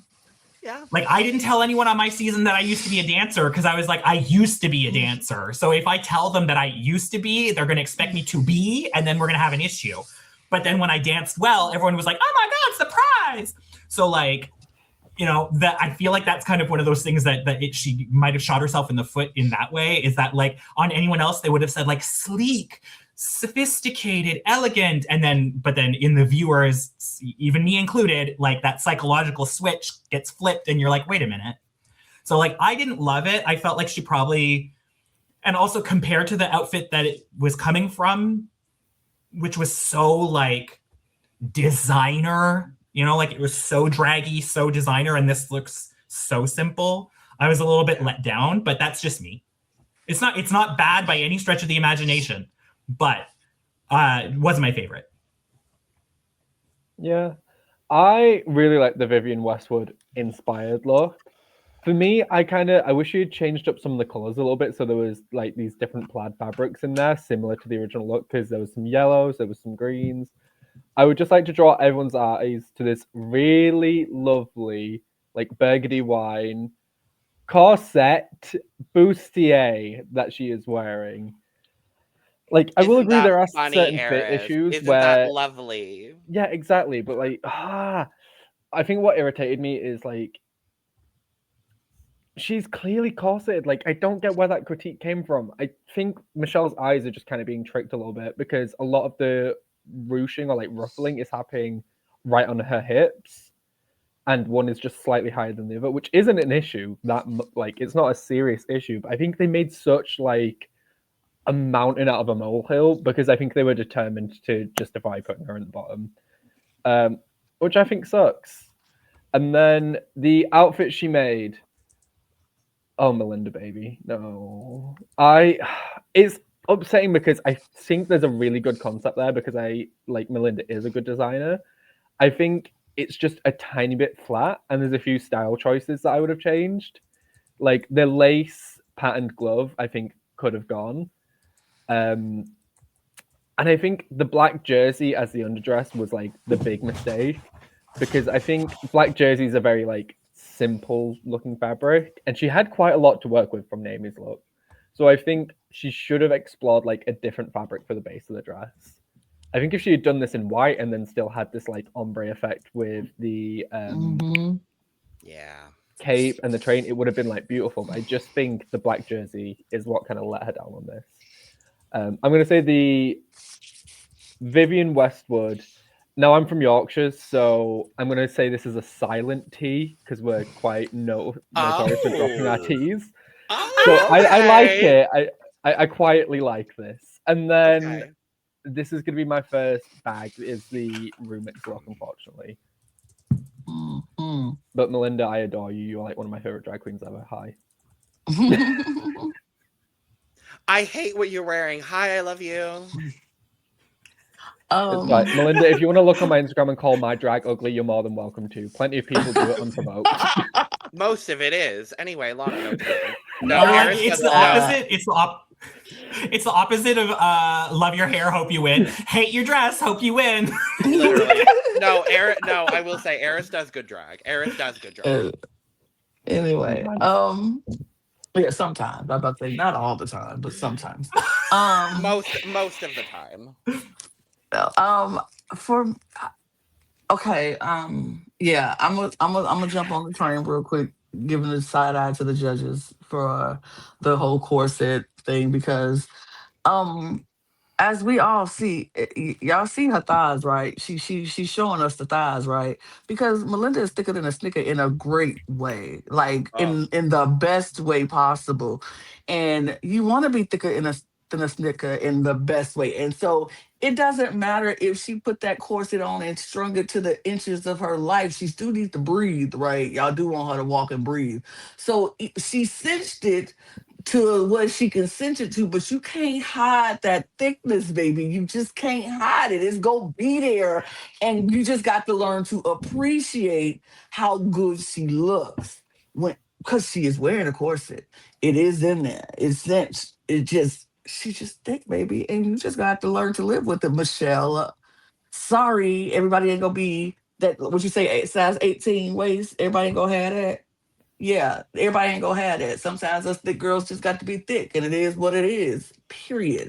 But she looks good in this. I thought this was my favorite look from her when she came out. I was like, oh, I love it. I love that. Of course, she go redeem this look because this is the look that had everybody talking about Melinda Verga, and why I just fell in love with her. I was like, yeah, of course, this is the look. We gotta redeem it, and she did it. And I think she did a really good job. She looks amazing. I love the dress. I love the color. I love the wig. I love everything about this look. Now her remix outfit is a whole nother story because that's a whole nother story. It looks a little sad. I agree with the funeral comment. Like, I don't think the black was the best choice for it. Now, as far as design and technical skills, she got that on lock. It's technically designed beautifully. It's just the choices that she made with the color, because I think this in a white would have been so much better. I agree with you, Eris. The white, keep it in the white, make it like this, have that sheerness coming off of that white and going into that darker like it would have been so pretty. It would have looked very ethereal, very almost like fallen angel like, you know what I mean? Just having it light and going into the dark. It would have been so cute. I just Tea. put it in this dark just made it very sad, and it was very depressing, and it's like, oh, this is a funeral and I don't want it to be that. And then she added this hair which is very sculpted to the head, and it's very flat like, and it's giving I'm very depressed in this moment, and so I just want to show you how sad I am. And I don't think that was what she was going for, but that's what it's coming off as. But technically, it's designed pretty, and like it's put together, it's made well. It's just some of the ideas I wouldn't have changed. So yeah, for me, I don't want to give it a bag, but I have to. It's a very small, tiny bag, tiny bag, not those little baby bags. I stand by my tea. Y'all are just mad. No, you're just mad because we don't agree with you. Okay. Next. Oh man, Miss Wow. Only. Miss Miss Only. Only. Her redemption look is her fetish runway from season 2 of Germany. This was a design challenge, which is wild to me. And then her remix was Minty's Shopulence. She buys everything from Philippines. Baby, this redemption is a full tea. Full cup. Every single drop of this motherfucking cup. Period. I loved it. I loved every single bit of it. This is such a good look. I love every single bit of it. The mask, everything. So good.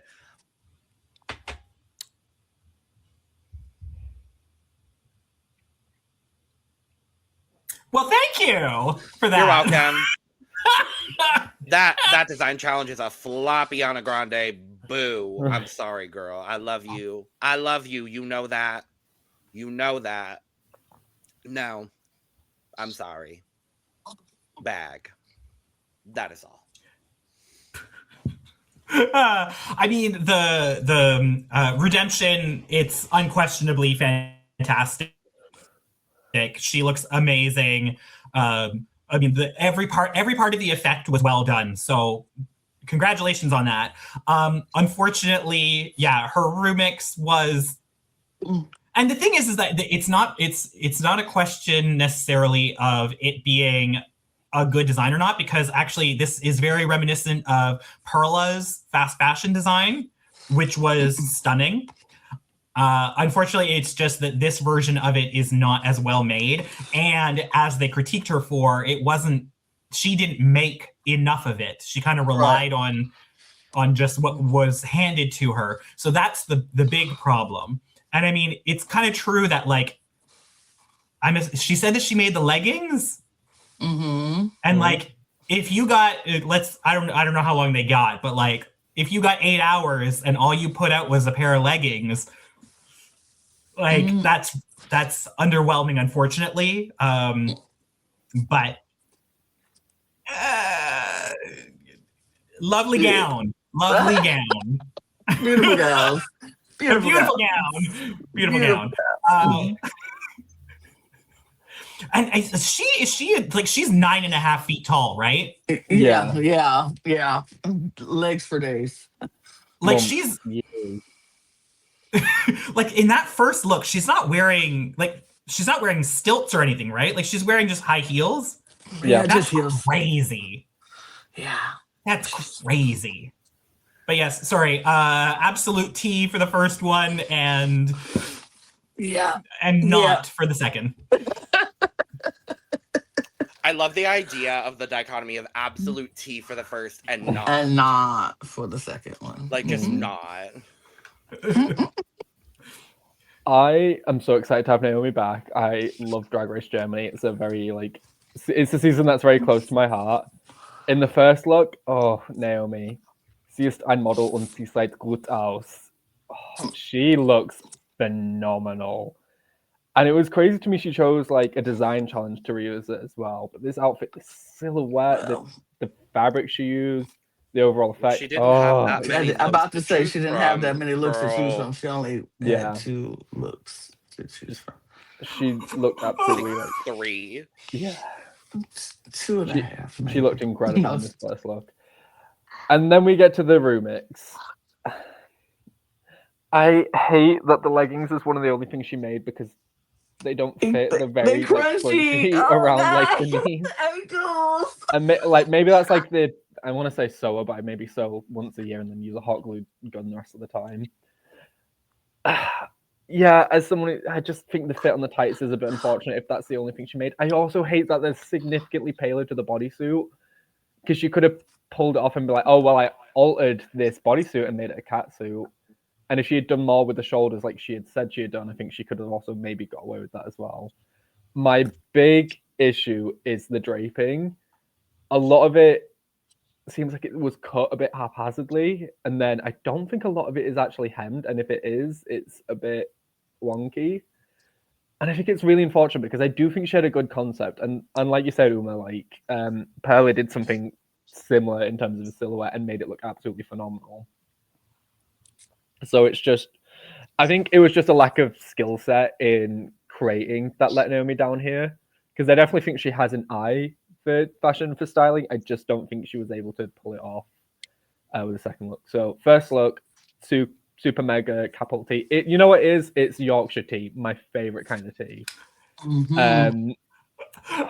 I need to go and get like that box out of the cupboard now for future pods. But and then the I'm not going to play around. The second look is a bag. I'm so sorry, Naomi. I'm sorry. Es tut mir leid. The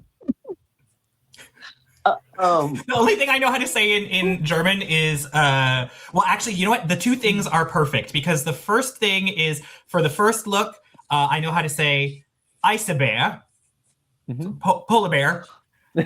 Polar bear in German is Eisbär. So there we go. First look, Eisbär. It's icy. It's wonderful. It's larger than life. And the second thing that I know how to say is Scheisekuchen, and that's the second.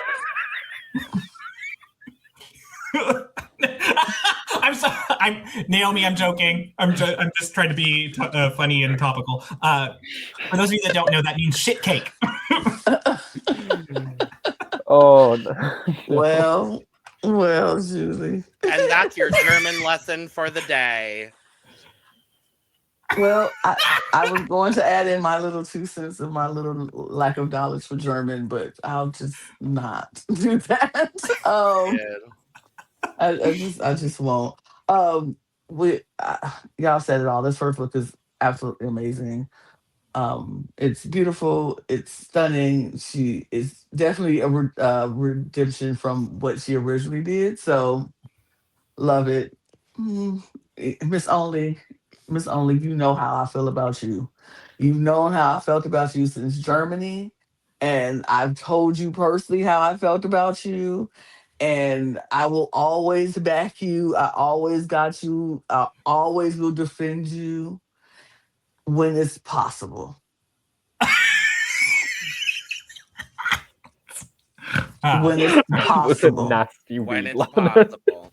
When it's possible. But this second look, was just not it. And I so with you, Eris, that if the only thing she made was the leggings and it's crunchy at the ankles and the leg, I'm like, oh. But I love Miss Only because Miss Only will always and forever be the only Naomi for me. I love her, and I'm so happy that she is here and she is back on my screen, so I get to see her again. But I don't like the draping. I don't like the leggings, and so this look is very much a Louis Vuitton bag for me. At least it's designer. It's designer, but it's a bag though. That's fair. I think that's fair. Because I love her, so I could never roast her too much. Next up, we have Miss Kate Butch. She is redeeming her Slaycation look from season 5 of UK. And her remix is Zahirah's New Romantics look from season 6.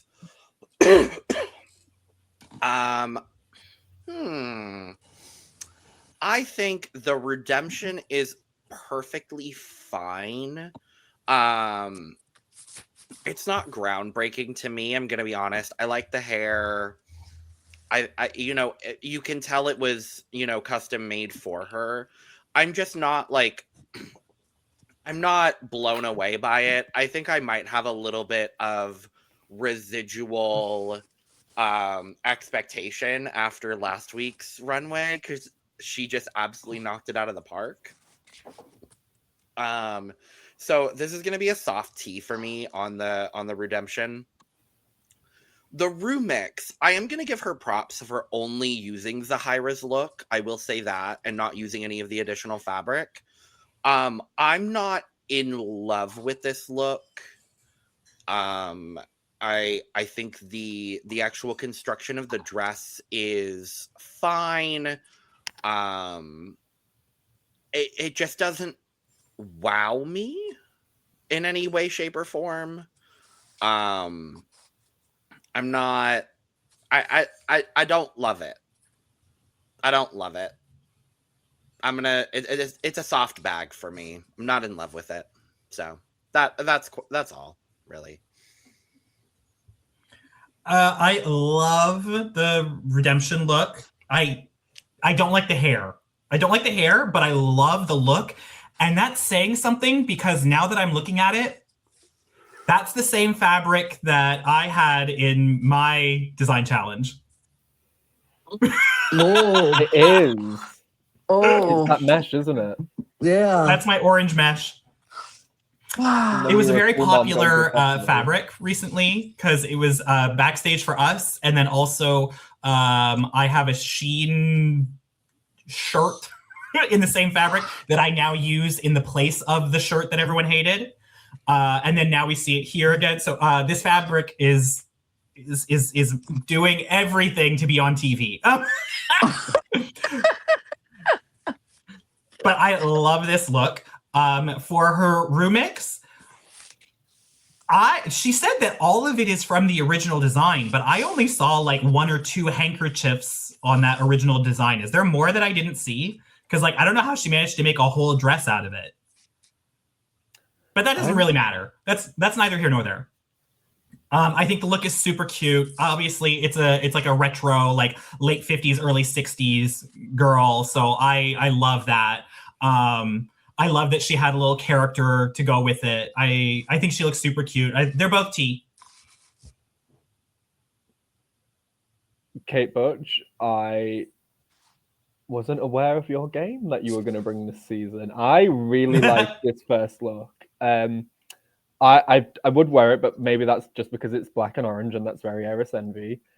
I do detest the hair just a bit. I don't think it goes with this look, and I got a bit confused as to why she went with this like blonde kind of underwater sort of looking hair.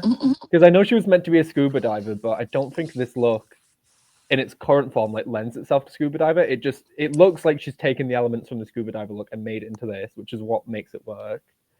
There are a few like niche things I would change. Like I wish there wasn't like exposed skin around the ankle. That makes me sound like such a prude, honestly. But I wish the Katsu like either covered her feet. No or maybe, exposed ankles. You can tell I'm gay. Or I wish she had the Corey King Kingdom kickers on. You know, those like lace-up boots with the black mesh. Yeah, so I do like the first look, and I would say it's T. The second look, I do also like this. If Serena is Bianca, she grew up in Mexico, then this is Bianca if she grew up in Harrogate. It's very like polite British older lady, but with a very short dress. And I think it's cute. I think, Kate does look very cute here, and I think she did a good job, which she should be very proud of herself. T. Yeah. I like both looks. I think I like the second look more than I like the first look. I think the hair I don't like on the first look, let's be honest. It's the hair for me that's not giving, that I'm not a fan of. But I do like the orange covering over the black and then adding in the black tulle to that. I think that's such a cute way to look. Now, everybody keeps saying scuba there, and scuba is what they can't. I ain't see scuba at all when she first walked out. Even though I knew the reference because I saw her season, I was like, if this ain't just a Halloween look, it's just screaming Halloween at me. So I'm like, it's a Halloween look, and she's being scary with the hair. Ah. But then I was like, no, it's scuba, and it's supposed. I don't know what this hair is supposed to be mean for scuba, but whatever. It's still cute. It's fine. It's whatever. It's a lukewarm tea for me. I will give that one a lukewarm tea. It's not, it's still drinkable. It's still drinkable. Now for her remix look, I like it.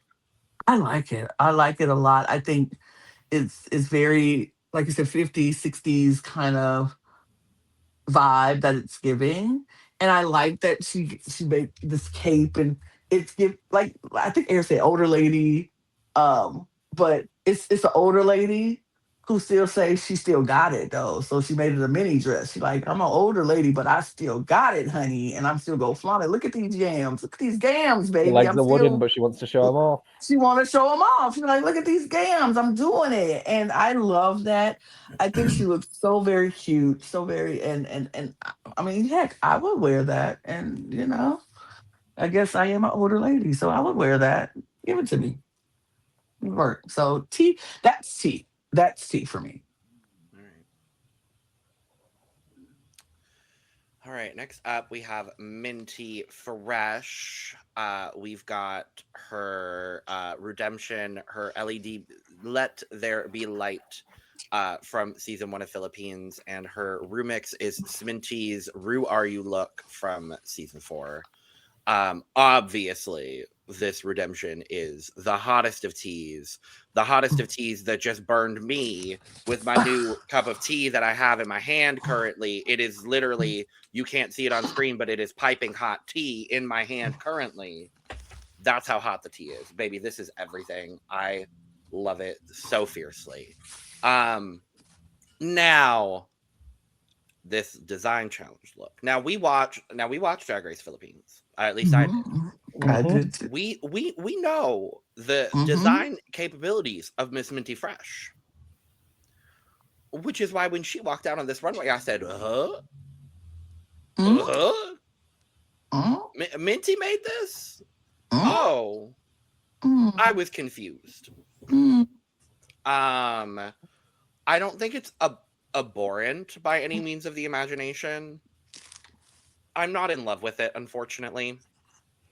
I get what she was going for. I really like I like how it is true to what she was going for with her inspiration of going for like the soft and the edgy and like and all of that. And I think she over designed this. That's kind of where I've landed with it. And so it's gonna be a cute little Prada bag that I think she would look lovely with on a runway somewhere, walking in a beautiful runway show. New York Fashion Week, Manila Fashion Week, Bangkok Fashion Week. I don't know, a fashion week somewhere, but it's gonna be a little Prada bag for me. I'm so sorry. I really like, obviously the Let There Be Light look is fantastic. I also want to say props to production for actually turning the lights down. Because there's been some moments where they haven't done that for people who have like light up costumes and they know it in advance and they don't do it, and it drives me crazy. So thank you for doing that. Because yes, it's beautiful on its own, but obviously it's even more impressive when you get the lights. Her remix, I actually liked it. I did agree that the black part of the skirt could have been shorter, but as I'm looking at this picture specifically, I actually almost I almost wish she had made like bloomers, like, like long to the knee, like pantaloons. Like then it would look kind of like, like a creepy clown doll kind of vibe. Okay. but that's just me throwing that out there of like, given the opportunity for me to take this outfit and do what I want, because otherwise I actually really like the design. I think it's super cute. I liked the vision of it. I don't think it was perfect, but I don't think that in this scenario where you're doing a design challenge and it has to include and, I don't think it's really ever going to be particularly perfect. So I love both of them. So yeah, they're both tea. I love this first look. I think Minty looked incredible. I think she looks like if Cleopatra was a showgirl, is the best way I can explain it. Like, she is just a worldly beauty here. Like, she looks phenomenal. I was gutted by the second look because the design and what she spoke about, like, spoke to me so much. Like, that mixture of, like, those hard, like, edgy elements versus, like, the very soft and very femme. I just think it all came down to execution here. I think the skirt just wasn't the silhouette she had planned. And I think maybe she struggled with some of the materials a little bit, which I don't know if that is the case because we do know Minty to be a sewer, but I do think she just might have struggled with some of the materials here because this is not as close to like the original design as I would have liked it to be. And I think the dress itself is just a bit of a letdown, whereas like the style choices, like the translucent gloves and like the very sheer black tights and the spiked collar and bracelets and the Buzz Lightyear sex cowl thing that she has on with the headpiece, I think is incredible. I just think that she just missed the mark on the dress a little bit, and I think something must have gone wrong for Minty here because we know Minty to be such a powerhouse, so it is upsetting. But the first look is 100% tea, and I think the second look is going to be an itsy bitsy, teeny weeny tiny polka dot bag bikini. Not a bikini. I love that. I mean, I don't have to say much. The first look is stunner. T on T. My God, T. And the second look, I expected a little bit more from Minty because I've seen Minty design and make things, and so seeing her on the Philippines doing what she does, I was like, huh, not what I expected, but okay, all right. But I don't know. It's just not doing it for me. It's not giving what I wanted to give, but it's not horrible. It's definitely not the worst look I've seen. You know what I mean? It's like it's cute. It's it's for me. I wouldn't even give it a bag. I would say it's just iced tea for me. All right. Next up is Zahirah. She is redeeming her House of Cards design challenge look from season 6, and her remix is Serena's Night of 1,000 Maria Felix look from season 1 of Mexico. I thought her redemption look was phenomenal. I love that she took that design challenge look and said, "No, I'm gonna redo this properly." And I think it's really cool. The only thing I would have loved is I like how elegant and regal it is. I wish there was a bit more of a nod to the original concept. Just a few more of those like poker chip elements and maybe some card elements. I think that would have just added to the overall look, but it's still a really solid tee. The design challenge look, I like the integration of the two fabrics. My main issue is just with the bustier. I think it could be a little bit cleaner, and I wish the execution overall of the look was a little bit cleaner. But I'm not mad at it. So I'm gonna give it. You know what? I'm gonna co-opt the silent T that we've decided on this episode. So I'm gonna give it a silent T.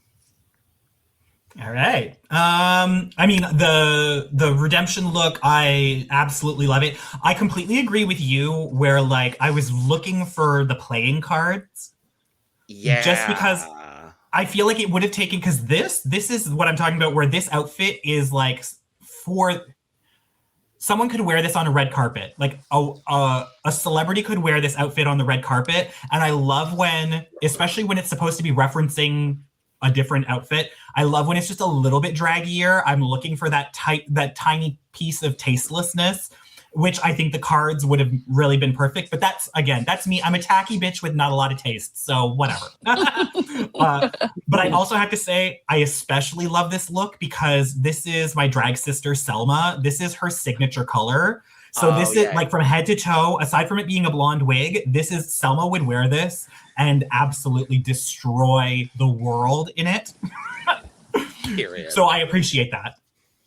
Her second look, the Rumix, I think it looks like a design challenge outfit, which is to say, like, I think that yes, there's some things with like fit or polish or depth or texture that like, yeah, they could be upgraded, but like the girls are struggling in there. Okay, like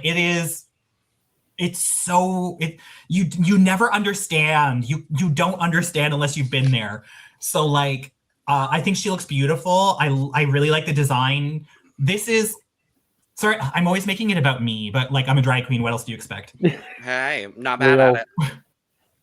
Again, I don't remember what they showed on the show and what they didn't, but like one of the critiques that I got was kind of like, Brad, I think, said to me like, oh yeah, but you can't honestly tell me that you would wear this. And I was like, oh no, I absolutely would. And actually I'm going to take this home. And when I get home, I'm going to get fabrics that I like, and I'm going to make it in the time that it takes me to make it. And I'm going to have a snack, and I'm going to have someone standing behind me cheering. So it's going to be Period. It's going to be a very different experience, and the outfit will look different because of it. And this is how I feel about this outfit, where it's like there's little things about it that like you might want to change, but like if she had the time and all of the fabric that she wanted and a snack and a cheerleader, this outfit would actually be fantastic. So I'm going to give like piping hot pot of tea for the first look, and for the second look, like a nice, like you said, a lukewarm tea, you know, you let it steep. You forgot to come back to it. But like, yeah. Yeah, I really like the Redemption look. I think it is just a draggier version of her original, and I think there are so many elements of it that I love, like the cape with the shoulders, whatever these shapes on her hips are.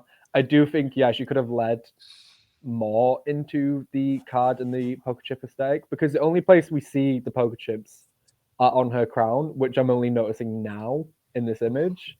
And obviously she did drop some poker chips. And the hem of her cape has them too. Yeah, the hem of the cape has a few, but that's it. So I do think she could have like lent into that just a tiny bit more. But I think she does look phenomenal here. So the Redemption look is definitely a T. In terms of the remix, I think it is just the technical skills that let her down a little bit. Like you said, like the bustier. I do think the draping was beautiful, and the way she had it sort of like flowing behind her was beautiful. But again, this is another look this episode where we saw the design she'd drawn and it was outstanding.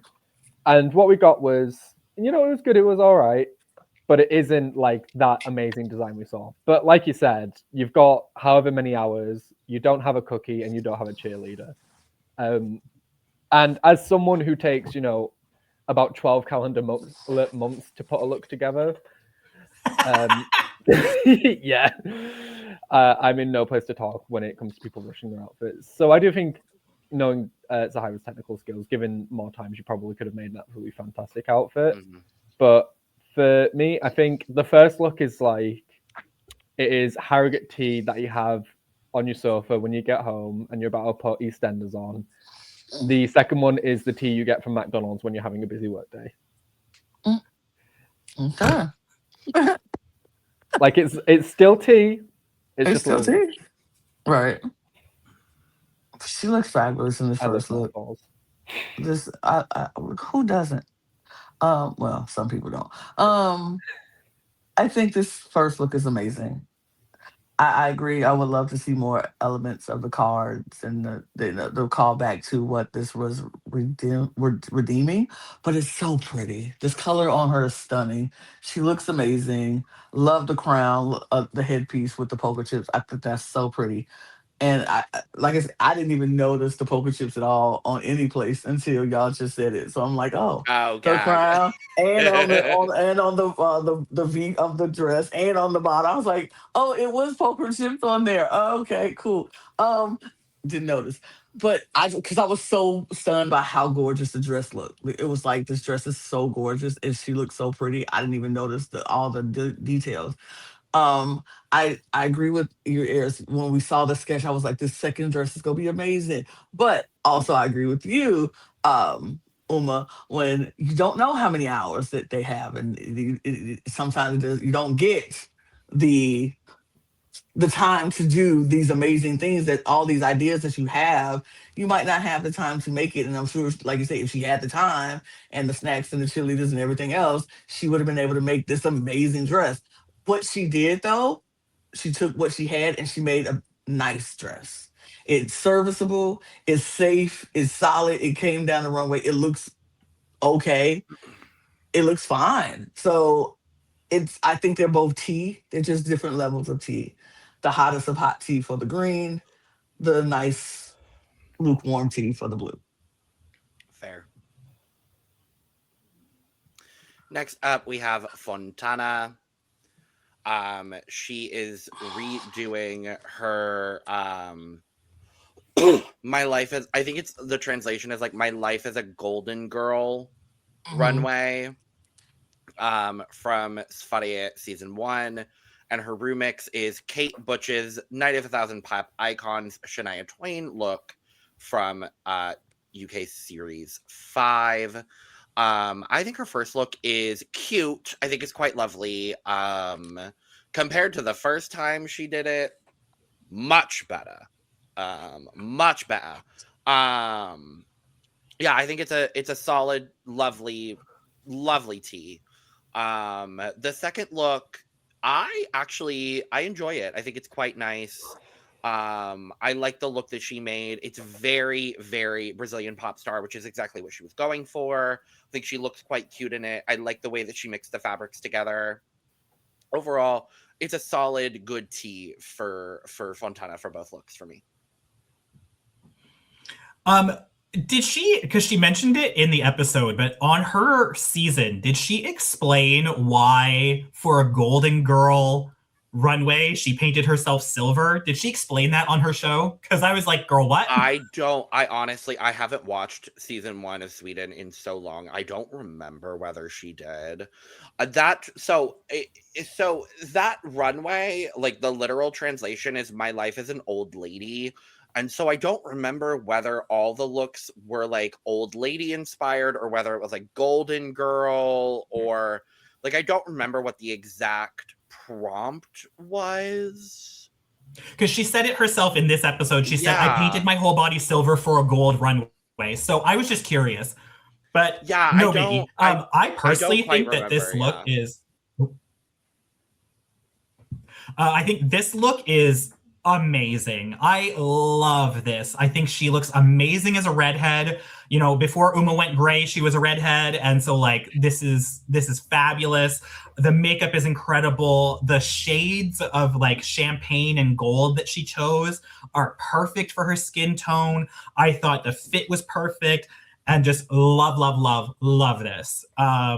And then for her remix, I really love the look, and I think that she was really, really smart because she knew that the leopard print wasn't going to match. And so basically, if you're ever going to do that, you just have to make it look like it doesn't match on purpose.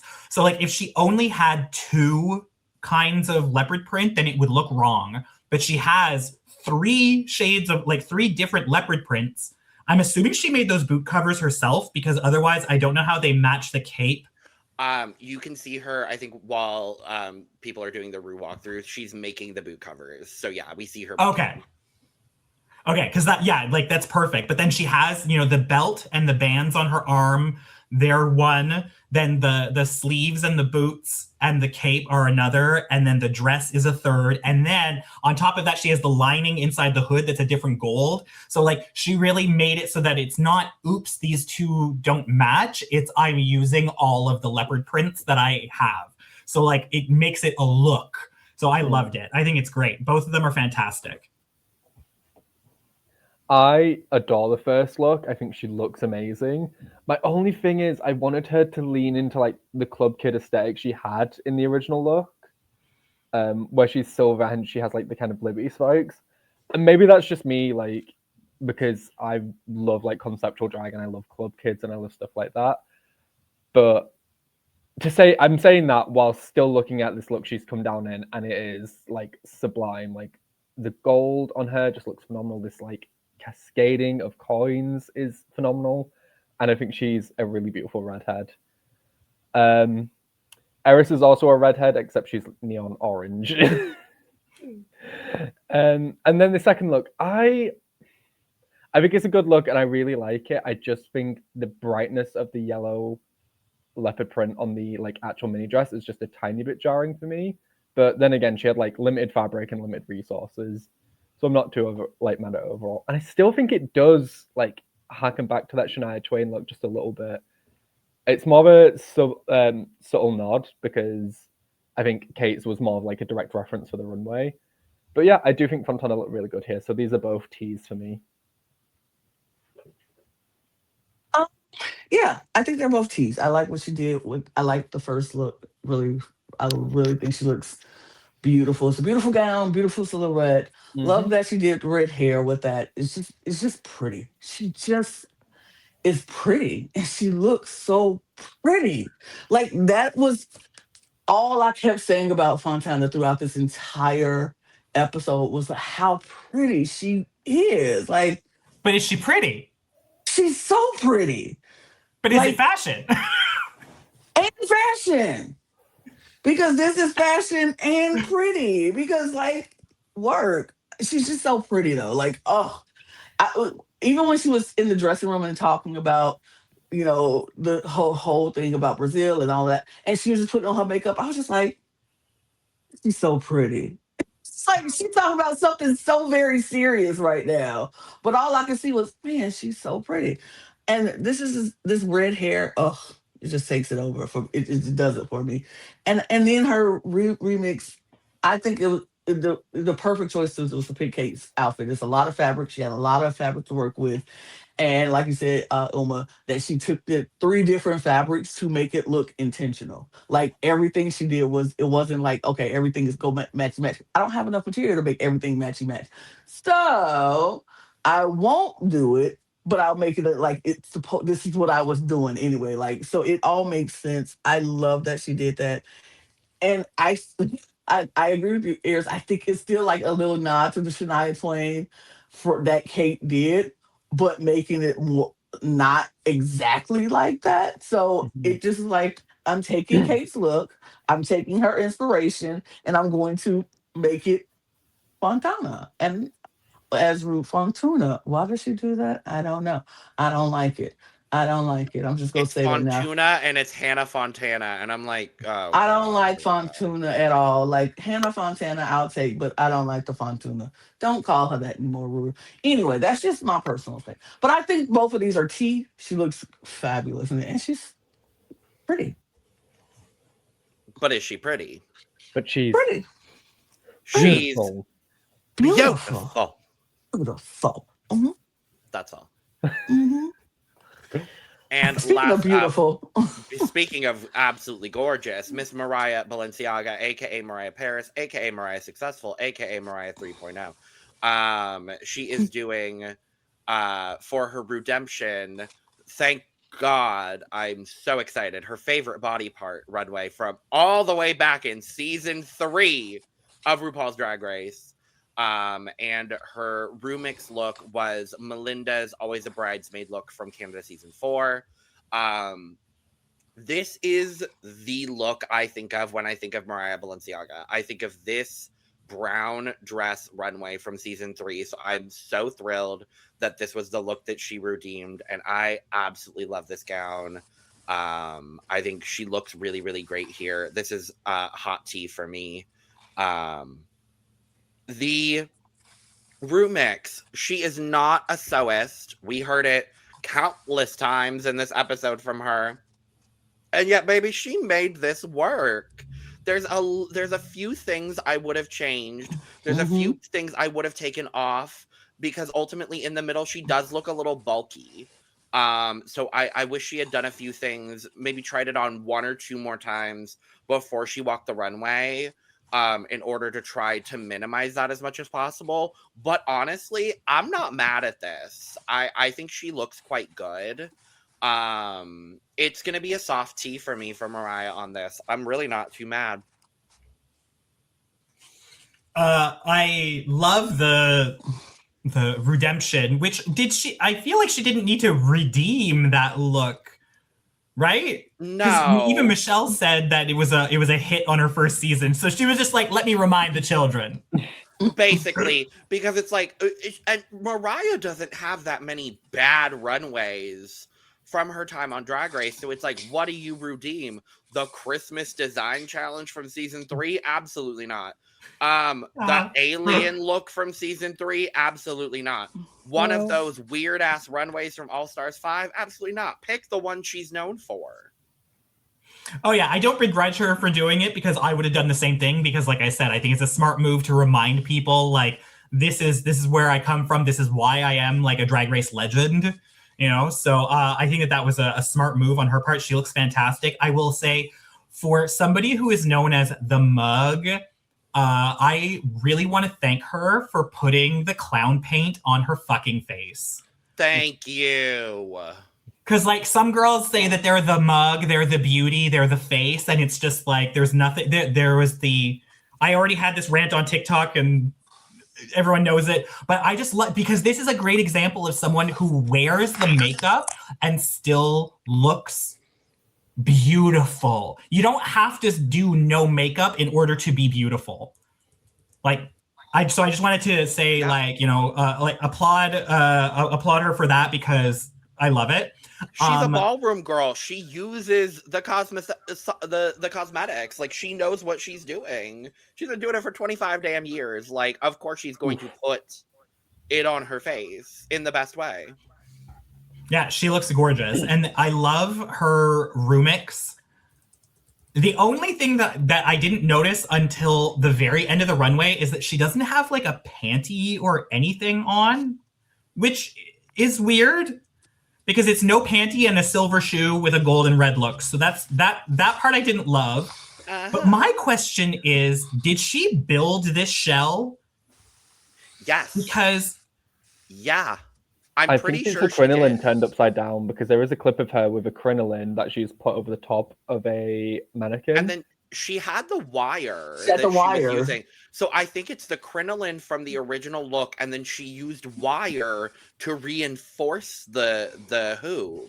Mm-hmm. Okay, because this the shell is a bit of a it's like a drag. It's not a staple, but it's one of those things that drag queens have been doing for forever in a pinch, is that you take a hoop skirt and you wear it like a shell coat and you put a belt on it. And that's what I thought she did here. And I was like, did they give her a red satin hoop skirt just like by chance? Like, that girl got lucky. No. But if she built it, even if it was just that she reinforced something that already kind of exists, whatever, she did an amazing job because this looks fantastic. It's holding itself up. The frame is correct. It's not drooping or touching or too big or whatever. Like, it's just right. So, like, I love the look. Yeah. Let me take a look at because I don't remember exactly how Melinda's original look was built. There's no hoop skirt. I know that for sure because I went back and looked. No, it's layers of tulle that I believe is reinforced with like a crinoline base. Yeah. And then there's corsetry in it. So I think she might have taken that original base and reinforced it and kind of built something out of that. Because that's what she was talking about with Rue. Was kind of building something. So I think I think we saw the resourceful side of Miss Mariah here on this occasion. So I'm gonna upgrade mine to a T. Actually, if she was this resourceful, it's a full T for me. Actually, I mean, as she said, she was like, "I've been in ballroom, and we didn't have everything in ballroom. We had to be resourceful, so she just had to go for what she knew." I think everyone's pretty much echoing what I was going to say, but there is just like, I think we're getting to see so much of the ballroom side of Mariah this season, which I want and I love. Because Mariah on season 3 was my introduction to ballroom, and that's how I ended up watching stuff like Paris is Burning and becoming obsessed with like watching Naomi's videos on YouTube and stuff.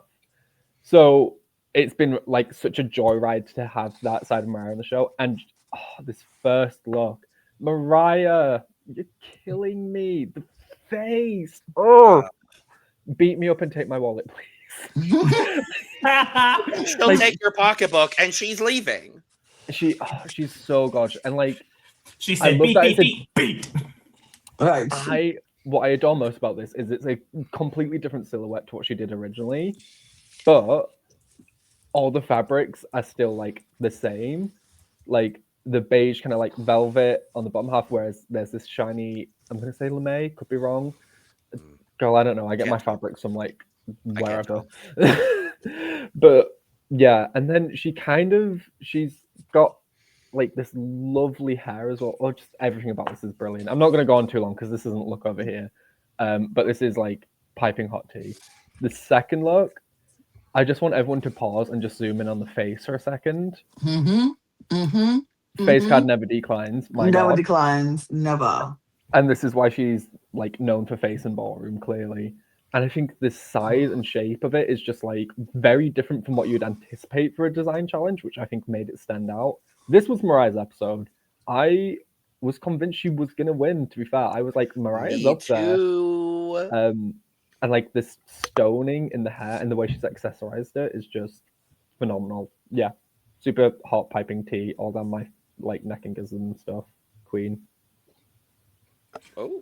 That sounded like an innuendo. It was not meant to be. Tea all around. There's nothing else to say. Tea all around. She ate. She looks great. Tea all around. She ate. She mothered. She fought. She conquered. Slayak La. That's all I have to say on the matter. Shout out to Drag Race Philippines. Period. The House Down Boots 10 Queen. Yes. God. Well, we've made it this far in the episode and we haven't even talked about the new fun fucking twist that they stole from Canada's Drag Race. Uma, how do you feel? I mean, the Canada's Drag Race, what we're known for is the, reinventing and the trying things out. And I mean, when the beaver happened, I remember there was some people that were kind of like, wait, what? But obviously it's a hit because they're using it now elsewhere. So like, and I have to say, I've never met the beaver personally. You don't know her? I mean, I know of her. Everyone else got in the way of me meeting her. It's fine. I'm not bitter about it. Don't worry. Definitely not bitter. You know what? If we were going to steal the beaver, I'm just surprised we didn't put her in the Natural History Museum like we do other stolen artifacts. And block that tea. No, she turned into a fucking fish. A fish with some chips. Chippy tea. Chippy tea. Oh, I'm fiending for a chippy tea now. Sounds quite nice, actually. Would be nice. But yes, in classic British fashion, they stole another thing from someone. And we now have the chippy tea twist where it's the Golden Beaver. If you've watched the last 3 seasons of Canada's Drag Race, it's the Golden Beaver twist. It's the same exact fucking thing. They literally repackaged it. It is not at all different. It is the same thing. So go watch Canada's Drag Race if you would like a better explanation of what the Golden Beaver is. You know what? England, UK, Europe. I have a real problem now with this. It just really popped in my head. Not speak only on it, are y'all. Lana. Let me speak on this because it's jumping a little bit ahead. I'm sorry to do this. That's but okay. Speak on it. Y'all not only steal from people. You got the nerve to steal from Canada and then send their queen home on the same episode y'all stole from them? I knew this was Can coming. we talk about this? Can we clock this real? How dare you? How dare you steal the Golden Beaver from Canada and then tell the one Canadian queen to get up out of here? Hello? They didn't even credit us, and they sent us home first again. Again. Okay. UK, y'all got to explain. Y'all been doing this dirty on this side of the world for a very long time. Sammy Landry has thrown her phone into the river and has locked and bolted all her doors because she is not going to let the BBC contact her for UK season. I'm about to say, you are stealing all our stuff. You steal all our spices. You steal all our artifacts. You steal all our stuff. And then you kick us out and then say we're not welcome. How dare you? How dare you? I'm a little annoyed with that. I just thought I was like, as they say on that side of the pond, how very dare. How dare you? How dare you? How very dare. Me say gay dear, oh dear, no dear. Sorry. Uma, you can't tolerate that. You sound like my year 9 my history teacher. Shout out Mr. Dunno wherever you are. Catherine Tate, 2 versions of Catherine Tate were on the table at one point for my Snatch game, but couldn't make that happen. Sorry. So yes, but okay, I'm sorry, I jumped ahead. But yes. Sidebar, but speaking of a different Catherine, rest in power, Catherine. Oh, Catherine O'Hara. This is the first recording we've done since, unfortunately, she has left our plane of existence. But yes, we now have the golden chippy tea. That's what I'm calling it this season. I don't care. They stole it. So the golden beaver chippy tea. So we got our results. I don't know why they made those 4 safe queens stand in the back. There's no voting. Like, why can't they go to Untucked and just sit back there? Did they know? Because didn't she announce it after they had all walked back there? No, she announced it beforehand.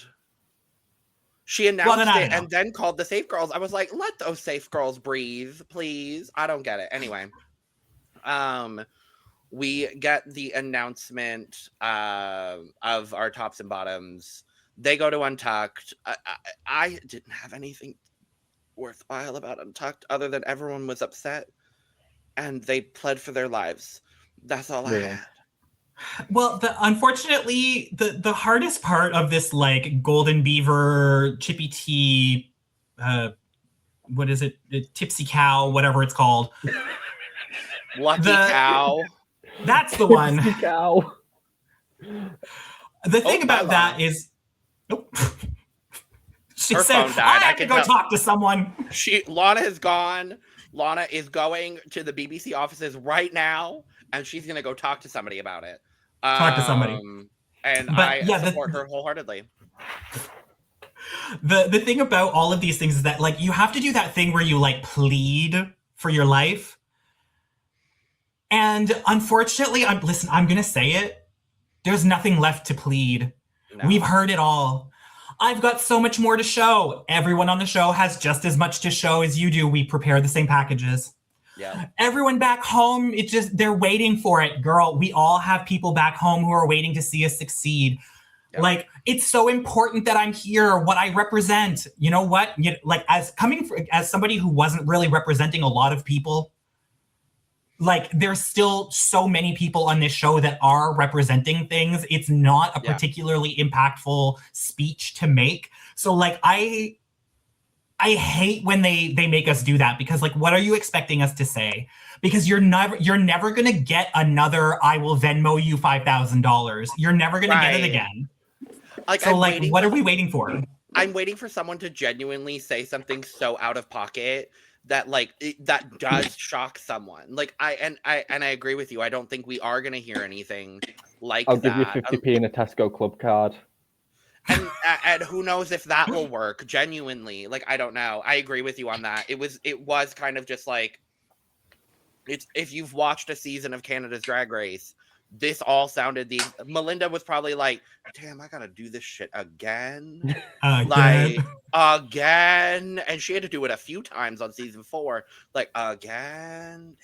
Because the only thing that's left for someone to say is to straight up say, all of these other people are terrible. Fuck all of you. You have no choice but to pick me, because if you don't, then you're a fucking, like, there's no other choice except to go down the, like, bulldozing angry route. And if you do that in the moment of the Golden Beaver, you've got the girl next to you who's going, it's so important that I'm here. And then you're going to turn around and be like, fuck you. It's not going to go well for you, babe.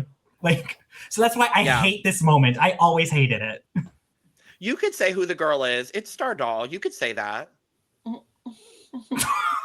I'm kidding. I love you, Star. I love you. I love you. She's not the only girl that's ever cried. Stop it. No. I love her. No, that's my friend. She invented crying, actually. No, Star Doll invented crying, actually. I can't believe you ended my journey on Drag Race like this. Okay, thank you for sharing. Is one of my favorite interactions I have seen on Drag Race in a long fucking time. Like, it genuinely, shout out to Star and Van for that. Like, genuinely changed the trajectory for me. But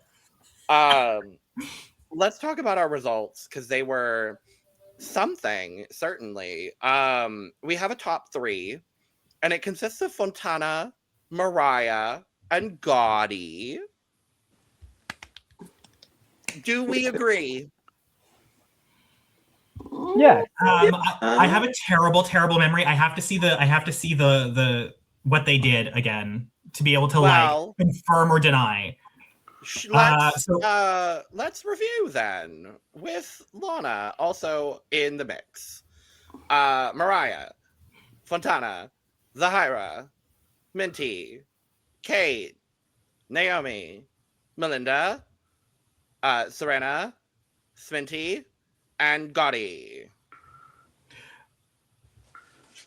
So I said it before, so that like this isn't like I was surprised with Gawdland being in the top, considering her other look was just like a corset. Again, it looks great, but they've read girls for this in the past, right? It's kind of the standard of a design challenge is don't show up in a corset with stuff glued to it.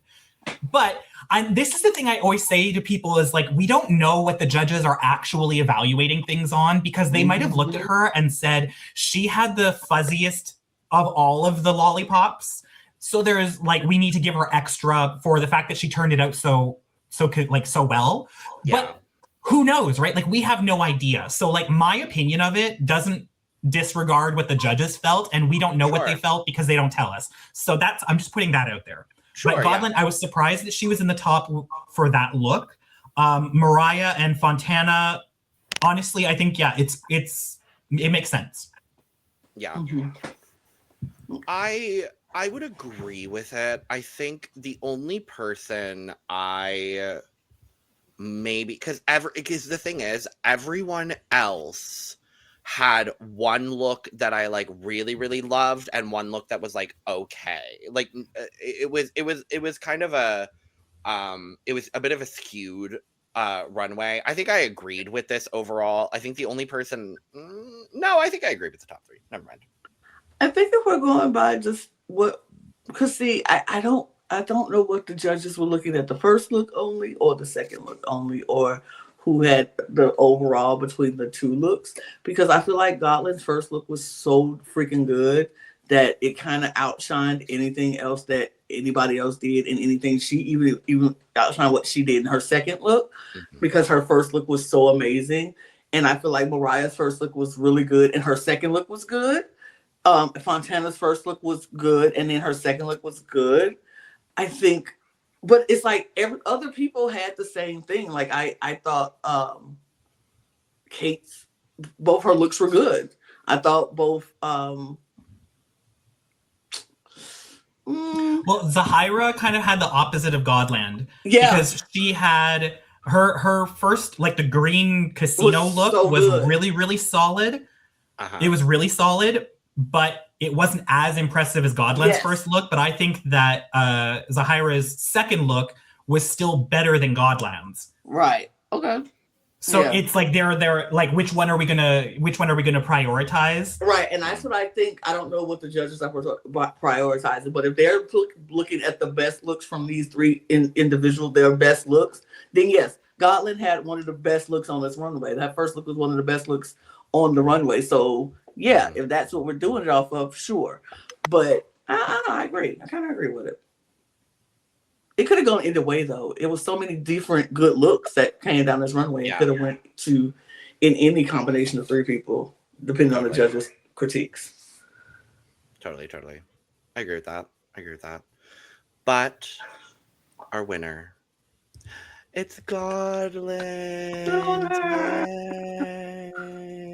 Eris, why did I think you just brought up little tiny hands like, yay? Because you just did so quick. No, I would- it's 2 a.m. I'm just tired. I would not have put it past Eris, though. I'm not going to lie to you.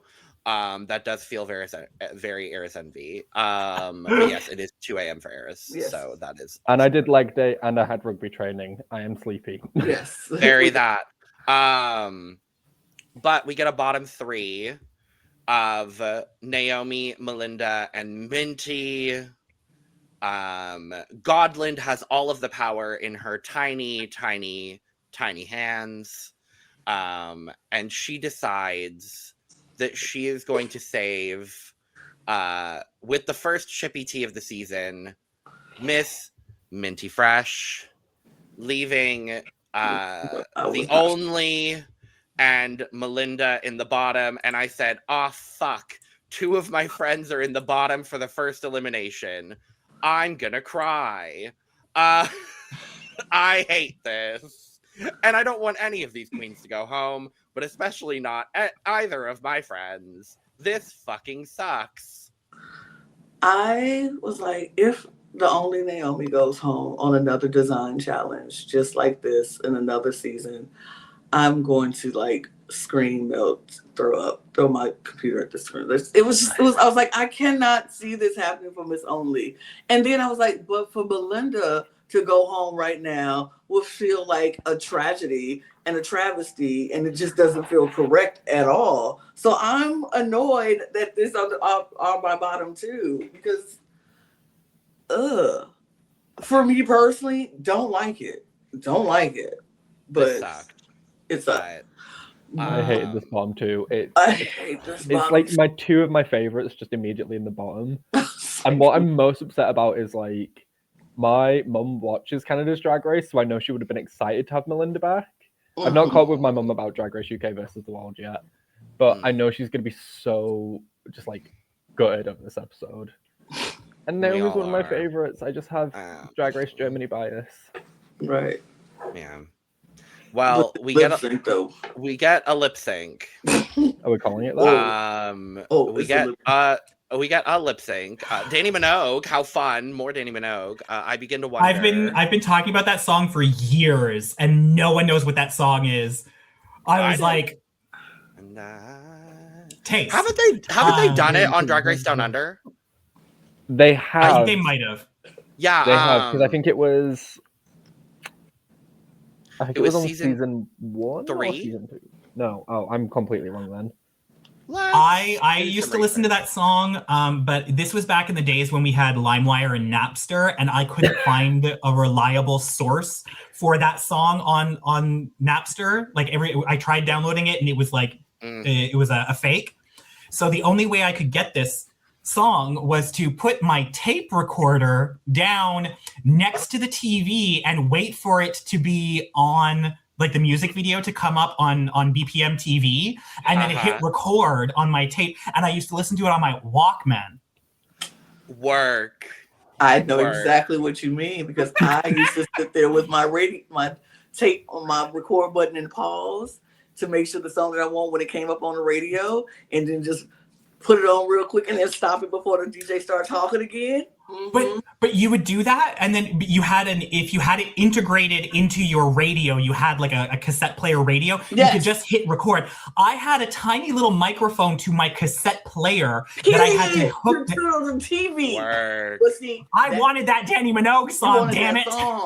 Absolutely, as you should. I had that with my VCR because I wanted to have my own playlist music videotape, and so I would wait until it come on the box. We had this channel called The Box, which is like the jukebox, and people would call in to request songs, and I would memorize the song numbers to the songs that I wanted. And when I see somebody requesting 282, I'm like, "Ooh, I gotta get ready because this is the song I wanted." And I have my VCR ready, and I'm just like, Baby. You children, you just don't understand. understand. Hey, Girl, okay, the ruin closest it. I can get. As a child, I did use a Walkman for most of my childhood, so at least I'm a step closer. Okay. That's because was that because y'all were poor and couldn't buy a CD player? Yes. Okay. Yep, that was us too. I had my Walkman I'm until we gonna could hop afford in. what do they call it? The CD player ones. Yeah, that's what I had. Discman. Discman. Yep. Mm-hmm. I'm gonna hop in with the most zillennial response you will ever hear. God. I used to record songs on my Nintendo DSi because I did not have Spotify or Apple Music. So I used to record like in the space that was meant for 1 minute long voice notes, by the way. But that is the most zillennial response to that. So I see that. Okay. No, I did remember. Oh, no. This has been a lip sync song before. This was on season 1 of Drag Race Down Under, Eris, because this is the lip sync that somehow Karen from Finance beat Anita Wiglet. Somehow. I still don't know how. Because Karen did some little windshield wiper and was not good. So don't lip sync to this song on Drag Race because it does not turn out to be a good lip sync. Naomi, Melinda, I love you both dearly, but this was a bad lip sync. This was the most crunchiest lip sync. Here's the thing. Here's what I'm gonna say. These two are both phenomenal lip syncers. I've seen them both lip sync the House Down Boots, Yes God Mama, on Drag Race before. So this confused me. I was like, okay, because on one side you've got Miss Melinda bucking and stunting and doing everything she can because she don't know the words. And then on the other side you've got Miss Naomi who knows the words and is serving a good performance but cannot stunt to save her life. And so it's like, what is happening here?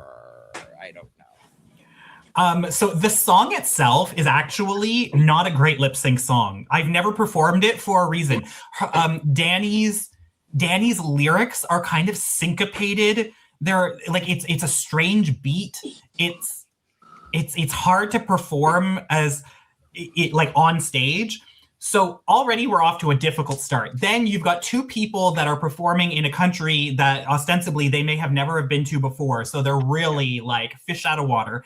And then I will say this, as somebody who had, again, some very polarizing lip syncs, when you're on that stage, you're trying to remember the words, you're trying to perform to judges that are like 30 feet away from you. And then the only person that you can see is your competitor, but you can't actually see them. Yeah. Because you're busy, you're trying to play to the camera, you're trying to play to the judges, you're trying to keep an eye on your competitor, but they're moving around. It's very distracting. And then there is a sense of urgency that takes over your entire body.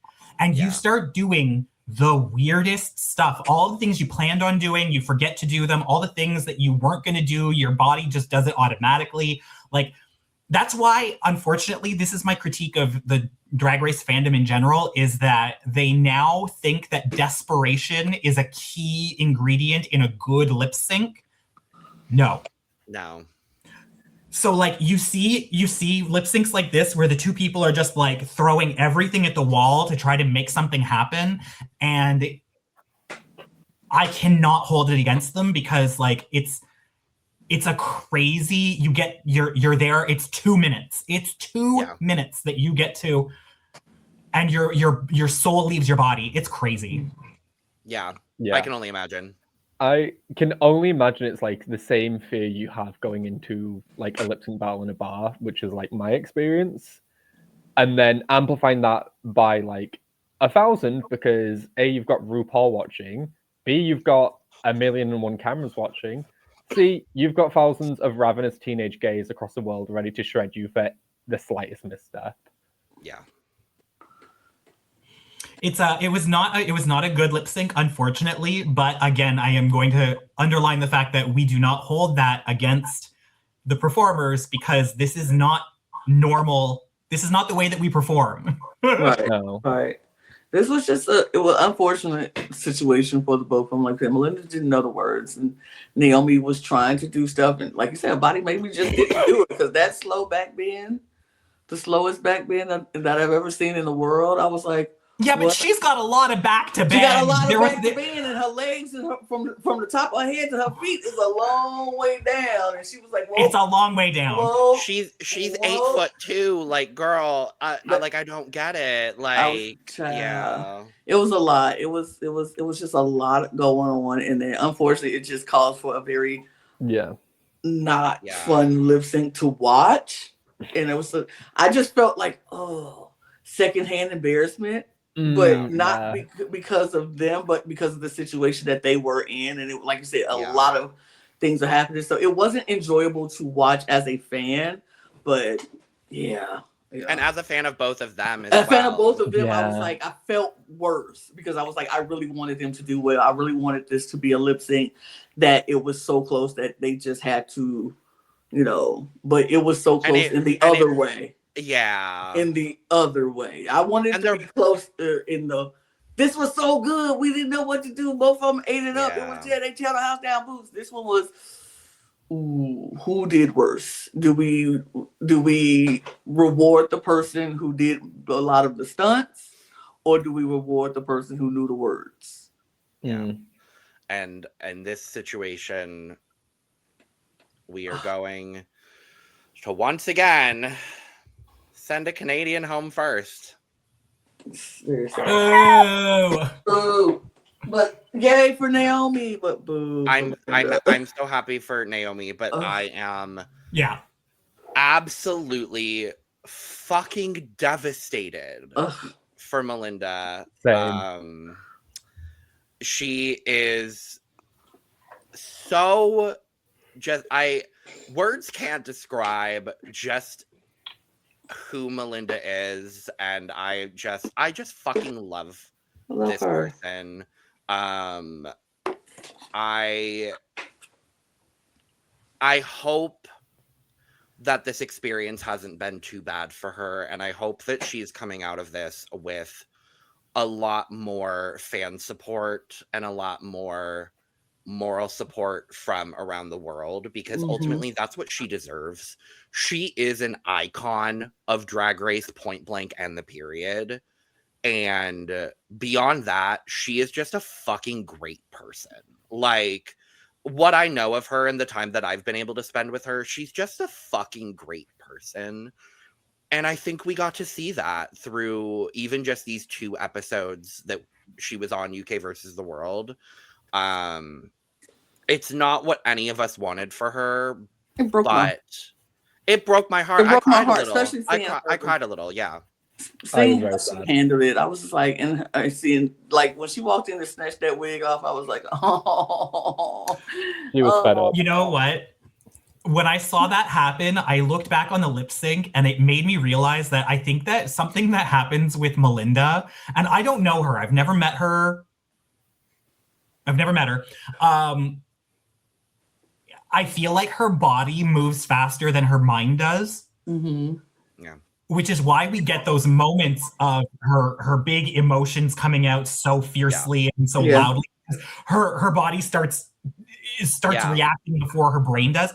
And then I think that's what happened during that lip sync, is that her body started moving before her brain did, which is why the moves weren't coming out the way that they should have. And then you could see it, like you said, when she walked through those doors, and she didn't even walk in and look around, and she's already walking straight to the mirror. She's already pulling off her wig, but you can see that her brain's not there yet. Like, her body was already moving before she was. Yeah. So like, I feel like that was really, like you said, that was really hard to watch. It was sad. And but I'm gonna give you some backstage tea. When I was on Drag Race, I asked Queen Care, I said, I'm not gonna be a shady queen. I'm not going to ask you who are the worst queens to work with. I want to know who were the easiest queens to work with so far on Canada's Drag Race. And it was a very short list, and Melinda was one of them. Good. So I feel like she's got the world, like she's got it very well in hand. Yes, she's probably a firecracker kind of person, but I feel like even though this has happened, I feel like she's going to be fine. Yeah, she's got she's got her head on her shoulders. It's resilient. There's a lot going on in there, but she's got it there, and I feel I have every confidence that she's going to be great. Yeah. Yeah. Good. Absolutely. I agree. We love you, Melinda. Yeah. And yes, that is all for Melinda on Drag. No. I need a now. lemon moment For now. where Canada versus World recognize that someone got done dirty and they bring them back for Canada versus the World. Ooh. Hear that, Canada? Hear that. Period. I'll talk to my people. I'll have my people contact those people. Period. Thank you, Una. Also, very excited. We will be talking to Melinda tomorrow. So we will have an exit interview with Miss Melinda Verga tomorrow. So stay tuned for that, uploaded on the channel, as well as our look over here. So stay tuned for all of those lovely, fantastic, wonderful things. But let's talk about our draft, because things have been, the competition is starting to heat up a little bit. Okay. Mama, it's getting scary in here. I think the competition's trying to really heat up. Yeah. Lana, you are still doing okay. You're still doing perfectly fine in this draft. You and Jonathan are tied for 4th, which is not last. Oh, it's not last? Okay. Well, you're tied for 4th. Which is last. But it's not last because it's 4th. And there's 2 of you, so like you can't technically. It's not at. There's not. You're not at the. Uma. Exactly. Because when there's 4, because if there's 2 people, because when a man and a woman love each other very much, and they, stop trying to shove stand. your straight rhetoric in my face, Uma. Anyway, I'm sorry. Yes, Jonathan and Lana are currently tied in joint 4th with 10 points. Misha has jumped up to 3rd with 14. I have slipped back to 2nd with 15, but that's only because Brandon is in 1st with 15.5 points. So the competition is starting to heat up. And next week, I don't know what the fuck is going on, but we are having the Miss Snatch Game pageant. Can they stop? Can we just have Snatch Game as it is? I have a feeling we don't have to. We don't have to. I have a feeling I'm gonna hate this. So stay tuned for next week, where you're probably gonna listen to me hating this. Maybe it might turn out to be lovely. We might end up loving it. Who knows? I think you're gonna love our coverage next week and for the rest of this season. So, Uma. Thank you for coming on. And ultimately, before the podcast started, I said, I don't think this will take 3 hours. And guess what? It almost did. Thanks, guys. But regardless, thank you for almost breaking Perla's record of being on for almost 3 hours. Damn it, she beat me again. I think you, Michaela, and Perla hold like the top 3 record for longest podcast with us. So, hopefully the fans love it. I think so. I think they will. But we're so happy to have you. You always have a seat here at the Cup. We absolutely fucking adore you. So, I am so happy that we finally got to make it happen. I am available to you whenever I'm actually available. Yay! We'll take that. I'm available, but not. Don't call me again. Right. Call me all the time. Call me, beat me, tag me. Call me, beat me when you want to reach Period. me. Okay, got you. Okay. Call me when you thank you so much, guys. It was so much fun. Absolutely. Yes. Please take this time to plug anything you'd like to plug. You know what? I support local drag. Period. Yeah. Period. Exactly. And on that If you can't tip the drags, buy a drink at the bar. If you can't buy a drink, pay the cover. And if you can't, then girl, cheer from the sidewalk. I don't care. Or cheer while Uma is making her look that Brad said was ugly. And maybe that's why Brad Goreski is no longer on Canada's Drag Race. Thank you for joining us for this episode of UK versus the World. Make sure on your way out, go follow Uma, tip Uma, go support local drag. pay the cover, everything Uma just said. Go also, if you are so inclined, go get your cup merch at lanagcreations.etsy.com. Go check out another video of ours. That's free, unless you want to tip us. You can do that. That is available on all of our videos. And with that being said, we are going to go ahead and get out of here, y'all. Cheers. Bye. God bless.